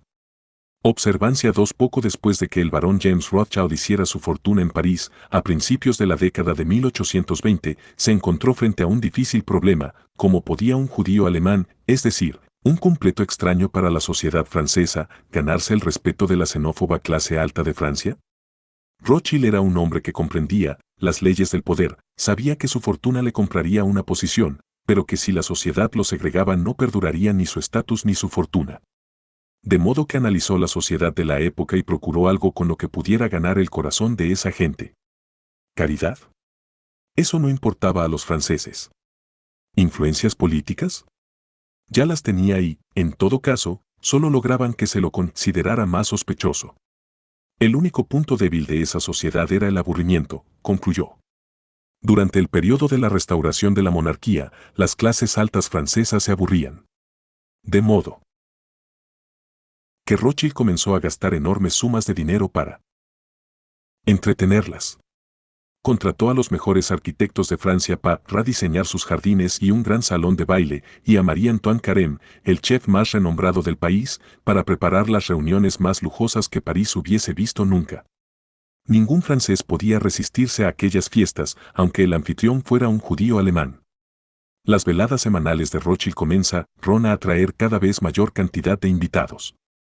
A lo largo de los años siguientes, Rothschild obtuvo lo único que puede asegurarle el poder a un forastero: aceptación social. Interpretación. La generosidad estratégica es siempre un gran arma para construir una buena base de apoyo, sobre todo para el forastero, el que no pertenece. Pero el barón de Rothschild fue aún más sagaz. Sabía que lo que se interponía entre él y los franceses era su fortuna, que lo hacía parecer ofensivo e indigno de confianza. La mejor manera de superar esa barrera consistía en gastar grandes sumas, un gesto que demostraría que valoraba más la cultura y la sociedad francesas que su dinero. Lo que Rothschild hizo en Francia guarda semejanza con las famosas fiestas de invierno de los indígenas del noroeste estadounidense, llamadas potlatch. Mediante la destrucción periódica de sus riquezas en una gigantesca orgía de festivales y fogatas, las tribus simbolizaban su poderío sobre otras. La base del poder de Rothschild no era su dinero, sino su capacidad de gastarlo, su confianza en algo superior que restituiría lo que el potlatch había destruido. Además, las veladas del barón reflejaban su deseo de interactuar no solo con el mundo de los negocios de Francia, sino también con la sociedad de ese país. Al gastar el dinero en aquellas elegantes veladas, quería demostrar que su poder iba más allá del dinero e ingresaba en el precioso ámbito de la cultura. Rothschild podrá haber ganado su aceptación social gastando dinero, pero la base de apoyo que obtuvo fue algo que el dinero solo no podía comprar. Para asegurar su fortuna, tenía que derrocharla. Esto es, en síntesis, lo que significa la generosidad estratégica, la habilidad de ser flexible con la riqueza y ponerla a trabajar no para comprar objetos sino para ganar el corazón de la gente. Olbans y los Medici de la Florencia renacentista habían logrado un poder inmenso gracias a la fortuna acumulada mediante sus negocios bancarios. Pero en Florencia, una república centenaria, la idea de que el dinero confería poder iba contra los orgullosos valores democráticos de la ciudad. Cosme de Medici, el primer miembro de la familia en ganar gran fama, evitó el problema con la actitud de pasar inadvertido, nunca hacía ostentación de su riqueza. Pero cuando su nieto Lorenzo alcanzó la mayoría de edad, en 1470, la fortuna de la familia ya era demasiado grande y su influencia demasiado notable, como para seguir disimulándola. Lorenzo resolvió el problema a su manera, desarrollando una estrategia de distracción que desde entonces ha sido utilizada con éxito por otras personas de fortuna. Se convirtió en el más ilustre de los mecenas de las artes que la historia haya conocido jamás. No solo gastó fortunas en cuadros, sino que creó las mejores escuelas de aprendizaje práctico para artistas jóvenes de toda Italia. Fue en una de esas escuelas donde el joven Miguel Ángel atrajo la atención de Lorenzo, que invitó al artista a ir a vivir en su casa. Lo mismo hizo con Leonardo da Vinci. Una vez que los hubo tomado bajo su ala protectora, Miguel Ángel y Leonardo pagaron su generosidad convirtiéndose en leales artistas de su corte. Cada vez que Lorenzo se enfrentaba con un adversario, levantaba el escudo del mecenazgo. Cuando Pisa, el enemigo Leyene grados 40 y 419. 420 Leyene grados 40 tradicional de Florencia, amenazó con rebelarse contra esta en 1472, Lorenzo aplacó a su pueblo donando dinero a la Universidad, que había sido antaño el orgullo de los ciudadanos pero había perdido su lustre. Los habitantes de Pisa no tuvieron forma de defenderse contra tan insidiosa maniobra, que al mismo tiempo alimentaba sus ansias de cultura y disminuía su deseo de dar batalla. Interpretación. Sin duda, Lorenzo amaba las artes, pero su mecenazgo de los artistas tenía también una función práctica, de la cual era muy consciente. En aquel tiempo, en Florencia el oficio de banquero era quizá la forma menos admirada de hacer dinero. Las artes eran el polo opuesto, teniendo una trascendencia casi religiosa. Al gastar dinero en arte, Lorenzo diluyó la opinión de la gente con respecto a la ofensiva fuente de su fortuna. No hay mejor aplicación de la generosidad estratégica que utilizarla para distraer la atención, desviándola de alguna realidad no grata al tiempo que uno se envuelve en el manto del arte o la religión. Observancia 4. Luis XIV tenía un ojo de lince para el poder estratégico del dinero. Cuando él subió al trono, La poderosa nobleza acababa de demostrar que era una espina clavada en el flanco de la monarquía, pues era fuente de rebeliones en potencia. Por lo tanto, Luis XIV empobreció a los aristócratas, obligándolos a gastar sumas enormes para mantener su posición en la corte. Al hacer que dependieran de la generosidad real para poder subsistir, los tenía en sus manos. A continuación, Luis doblegó a los nobles con su generosidad estratégica, que funcionaba de la siguiente manera. Cada vez que reparaba en algún cortesano testarudo cuya influencia necesitaba ganar o cuyo espíritu de rebeldía debía aplastar, utilizaba sus vastas riquezas para abonar el suelo. En primer lugar, ignoraba a la víctima con lo que conseguía angustiarla. A continuación, el noble se encontraba con que habían asignado a su hijo un cargo bien pagado, o que se habían gastado generosos fondos en su región de origen, o que se le había obsequiado un cuadro que hacía tiempo codiciaba. Luis XIV comenzaba a mostrarse generoso en sus regalos para con él. Por último, semanas o meses más tarde, Luis le pedía el favor que desde el principio quería pedirle. Así, el hombre, que en algún momento había jurado hacer cualquier cosa por poner frenos al rey, se encontraba, de pronto, con que había perdido las ganas de rebelarse. Un soborno directo habría causado el efecto contrario. Esta táctica era mucho más insidiosa. Frente a una tierra endurecida en la que nada podría crecer, Luis se dedicaba a ararla y abonarla antes de sembrar. Interpretación. Luis May comprendió que hay un elemento emocional profundamente arraigado en nuestra actitud con uno dinero, un elemento que se remonta a la infancia. Cuando somos niños, todo tipo de sentimientos complejos en relación con nuestros padres giran en torno de los regalos. Recibir un regalo de ellos constituye una señal de amor y aprobación. Y ese elemento emocional nunca desaparece. Quienes reciben un regalo, ya se trate de dinero o de otra cosa, de pronto se vuelven tan vulnerables como lo eran de niños, sobre todo si el regalo proviene de alguien que ejerce algún tipo de autoridad. No pueden menos que abrirse a esa persona y su voluntad se torna receptiva y fértil. Para que el éxito sea mayor, el regalo debe ser inesperado. Debe destacarse de algún modo, ya sea porque nunca antes se dio un regalo semejante, o porque lo procedió por una marcada frialdad por parte de quien lo hace. Cuanto mayor la cantidad de regalos que usted da a alguien en particular, más va perdiendo el filo su arma. Si el otro no empieza a dar los regalos por sentados, convirtiéndose en un monstruo ingrato, se ofenderá, por considerar los gestos de caridad. El regalo único, repentino e inesperado no malcriará a sus hijos, los mantendrá sometidos. Observancia. El anticuario Fusimiya, que vivió en la ciudad de Edo, el antiguo nombre de Tokio, en el siglo XVII, se detuvo cierto día en la casa de té de una aldea. Después de disfrutar de una taza de té, se quedó varios minutos observando con detenimiento la taza, por la que luego pagó para llevársela. Un artesano local, al observar lo que había hecho Fusimiya, esperó a que éste saliera del negocio y luego se acercó a la anciana propietaria de la casa de té para preguntarle quién era aquel hombre. La mujer le dijo que era el más célebre conocedor de piezas de arte del Japón, el anticuario del señor Izumo. El artesano salió corriendo, dio alcance a Fusimiya y le rogó que le vendiera la taza, ya que debía de ser muy valiosa si Fusimiya así lo consideraba. Fusimiya se echó a reír, no es más que una ordinaria taza de porcelana de Bisen, explicó, y no tiene valor alguno. La razón por la cual la estudié con tanta atención es que observé que el vapor quedaba suspendido sobre ella de forma extraña, y me pregunté si no tendría una grieta en alguna parte. A los devotos de la ceremonia del té les interesaba cualquier manifestación de belleza extraña o sorprendente de la naturaleza. Como el artesano seguía insistiendo, Fusimiya le regaló la taza. El artesano la llevó a distintos expertos, esperando que alguno la evaluara en alto precio, pero todos coincidían en que era una taza ordinaria. El artesano descuidó su propio negocio, pues solo pensaba en la taza y en la fortuna que podría darle. Al fin fue a Edo, para hablar con Fusimiya en su negocio. El anticuario se dio cuenta de que inadvertidamente había causado un daño a aquel hombre al llevarlo a creer que la taza tenía gran valor, de modo que le pagó 100 monedas de oro, por simple bondad. La taza era en verdad mediocre, pero quería. Ley N. Grados 41-421. Liberar al artesano de su obsesión y hacerle sentir, al mismo tiempo, que sus esfuerzos no habían sido en vano. El artesano le agradeció y siguió su camino. Pronto se corrió la voz de que Fusimiya había comprado aquella taza de té.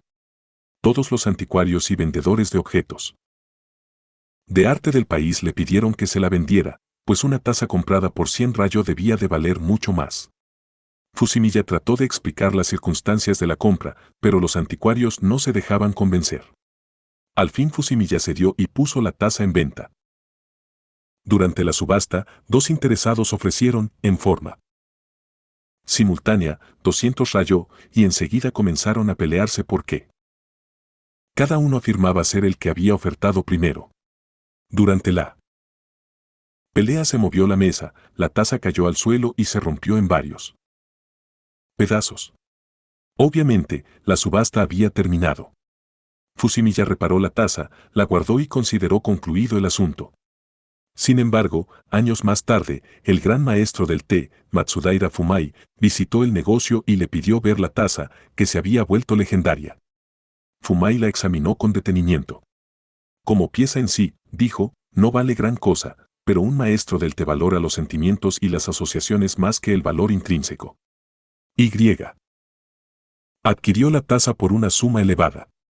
Una pieza ordinaria, reparada con pegamento, se había convertido en uno de los objetos más famosos de Japón. Interpretación.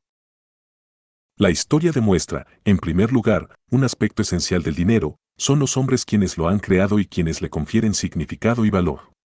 Segundo, tanto con los objetos cuanto con el dinero, lo que el cortesano más valora son los sentimientos y las emociones relacionados con él. Eso es lo que hace que valga la pena poseerlo. La lección es simple, cuanto más relación con los sentimientos guarden sus regalos y sus actos de generosidad, tanto más poderosos serán. El objeto o concepto que contiene una carga emocional o remueve algún sentimiento tiene más poder que el dinero que usted derrocha en un regalo costoso pero carente de vida. Observancia B. Akimoto Susutomo, un acaudalado adherente a la ceremonia del té, en cierta oportunidad dio a su paje 100 rayos, monedas de oro, con la instrucción de comprar un tazón para té que ofrecía un cierto traficante. Cuando el paje vio el tazón, dudó de que valiera tanto y, después de mucho regatear, logró que el traficante redujera el precio a 95 rayos. Días más tarde, después de que Susutomo había usado el tazón, el paje, muy orgulloso, le contó lo que había hecho. «¿Y cuán ignorante eres?», le replicó Susutomo. «Un tazón de té por el que alguien pide 100 monedas de oro no puede ser sino 422. Una ley N grados 40. Un objeto de herencia familiar que solo se vende cuando la familia se encuentra en apuros económicos. Y en este caso siempre esperan encontrar a alguien dispuesto a darles hasta 150 monedas. ¿Qué tipo de persona es el comprador que no tiene en cuenta esos sentimientos? Además, una pieza antigua por la que se pagan 100 rayos es algo que vale la pena tener, pero una que solo cuesta 95 causa una mala impresión. Y así que nunca me dejes volver a ver ese tazón. Y ordenó que lo guardaran bajo llave y nunca volvió a usarlo. Interpretación. Cuando usted insiste en pagar menos, podrá ahorrarse 5 rayos, pero tendrá que pagar con su reputación el insulto que causa y la impresión barata que genera, y es la reputación, lo que el poderoso valora por sobre todas las cosas. Aprenda a pagar el precio sin descuento. A la larga ganará mucho. Observancia 7. En algún momento de principios del siglo XVII, en Japón, un grupo de generales se entretenía, antes de una gran batalla, con una competencia de aromas de incienso. Cada competidor donó un premio para los ganadores, flechas, arcos, monturas y otros elementos que un guerrero pudiera desear. El gran señor Ted Masamion pasó por allí y fue invitado a participar. Como premio, ofreció el calabacín que colgaba de su cinturón. Todos se echaron a reír, porque nadie quería ganar semejante baratija. Al fin uno de los sirvientes aceptó la calabaza. Cuando el grupo se dispersó y los generales se quedaron conversando delante de la carpa, Masamune tomó su magnífico caballo y se lo dio al sirviente. «Aquí tienes», le dijo. De la calabaza salió un caballo. Los atónitos generales de pronto lamentaron haber rechazado el regalo de Masamune. Interpretación. Masamune comprendía lo siguiente: el dinero da a quien no posee la capacidad de dar placer a los demás. Cuanto más oportunidad tenga de hacerlo, más admiración concitará. Cuando hace salir un caballo de una calabaza, está dando la máxima prueba de su poder. Ley N grados 41-423. Imagen, el río. Para protegerse o mantener los recursos que brinda, usted lo contiene con un dique. Sin embargo, pronto las aguas se tornan turbias y pestilentes. Solo las más desagradables formas de vida sobreviven en esas aguas estancadas, nada viaja en ellas, todo comercio se detiene. Destruya el dique. Cuando las aguas fluyen y circulan, generan abundancia, riquezas y poder en círculos cada vez mayores. El río tiene que desbordarse de vez en cuando para que las cosas buenas puedan florecer. Autoridad, el gran hombre que es avaro es un gran tonto, y un hombre que ocupa una posición encumbrada no puede tener peor vicio que la avaricia. Un hombre mezquino no puede conquistar tierras ni títulos porque no tiene suficientes amigos que lo ayuden a alcanzar sus metas. Quien quiera que desee tener amigos no debe amar sus posesiones sino adquirir amigos mediante obsequios justos. Porque así como el imán sutilmente atrae al hierro, así el oro y la plata que un hombre regala atraen los corazones de los hombres. The Romance of the Rose, Guillaume de Lorris, aprox. 1200 a 1238. Invalidación. El poderoso nunca olvida que lo que se ofrece gratis es siempre una trampa. Los amigos que ofrecen favores sin pedir pago alguno más adelante querrán algo mucho más caro que el dinero que usted les habría pagado. La ganga esconde problemas, tanto materiales como psicológicos. Aprenda a pagar, y a pagar bien. Por otro lado, esta ley ofrece grandes oportunidades para engañar y embaucar a otros, si la ve desde el otro lado. Tentar a alguien con una ganga es el pan de cada día del estafador. Nadie era mejor en esto que el más exitoso de todos los estafadores de nuestro tiempo, Joseph Wow, alias The Yellow Kid. The Yellow Kid aprendió muy pronto que lo que posibilita vea sus fraudes era la codicia de sus congéneres. Ese deseo de obtener algo por nada, escribió en cierta oportunidad, le ha costado muy caro a mucha gente que ha tratado conmigo y con otros estafadores. Cuando la gente aprenda, aunque dudo. 424. Y ley N grados 40. Mucho que lo haga, que no se puede obtener algo por nada, los delitos se reducirán como por arte de magia y viviremos todos en paz y armonía. A lo largo de sus años de actividad, Whale inventó muchas formas de seducir a la gente mediante la perspectiva de ganar dinero fácil.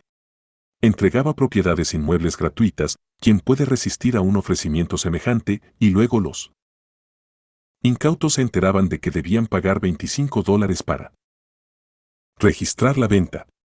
Como las tierras eran gratuitas, esa suma, aún que alta, les parecía aceptable, y The Yellow Kid ganaba muchos miles de dólares con los falsos registros. A cambio, daba a sus víctimas una escritura fraguada.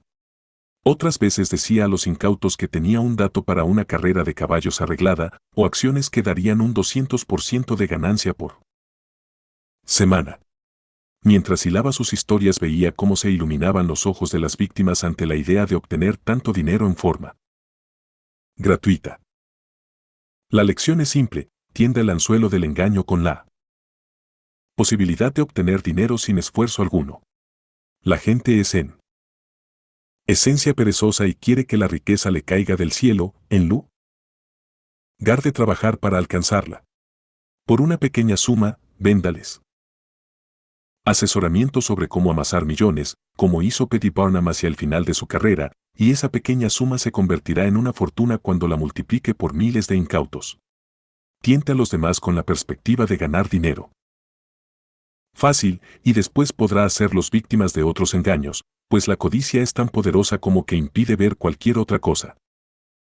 Y, como dijo The Yellow Kid, lo más divertido de todo es enseñarles una moraleja, la codicia no da frutos.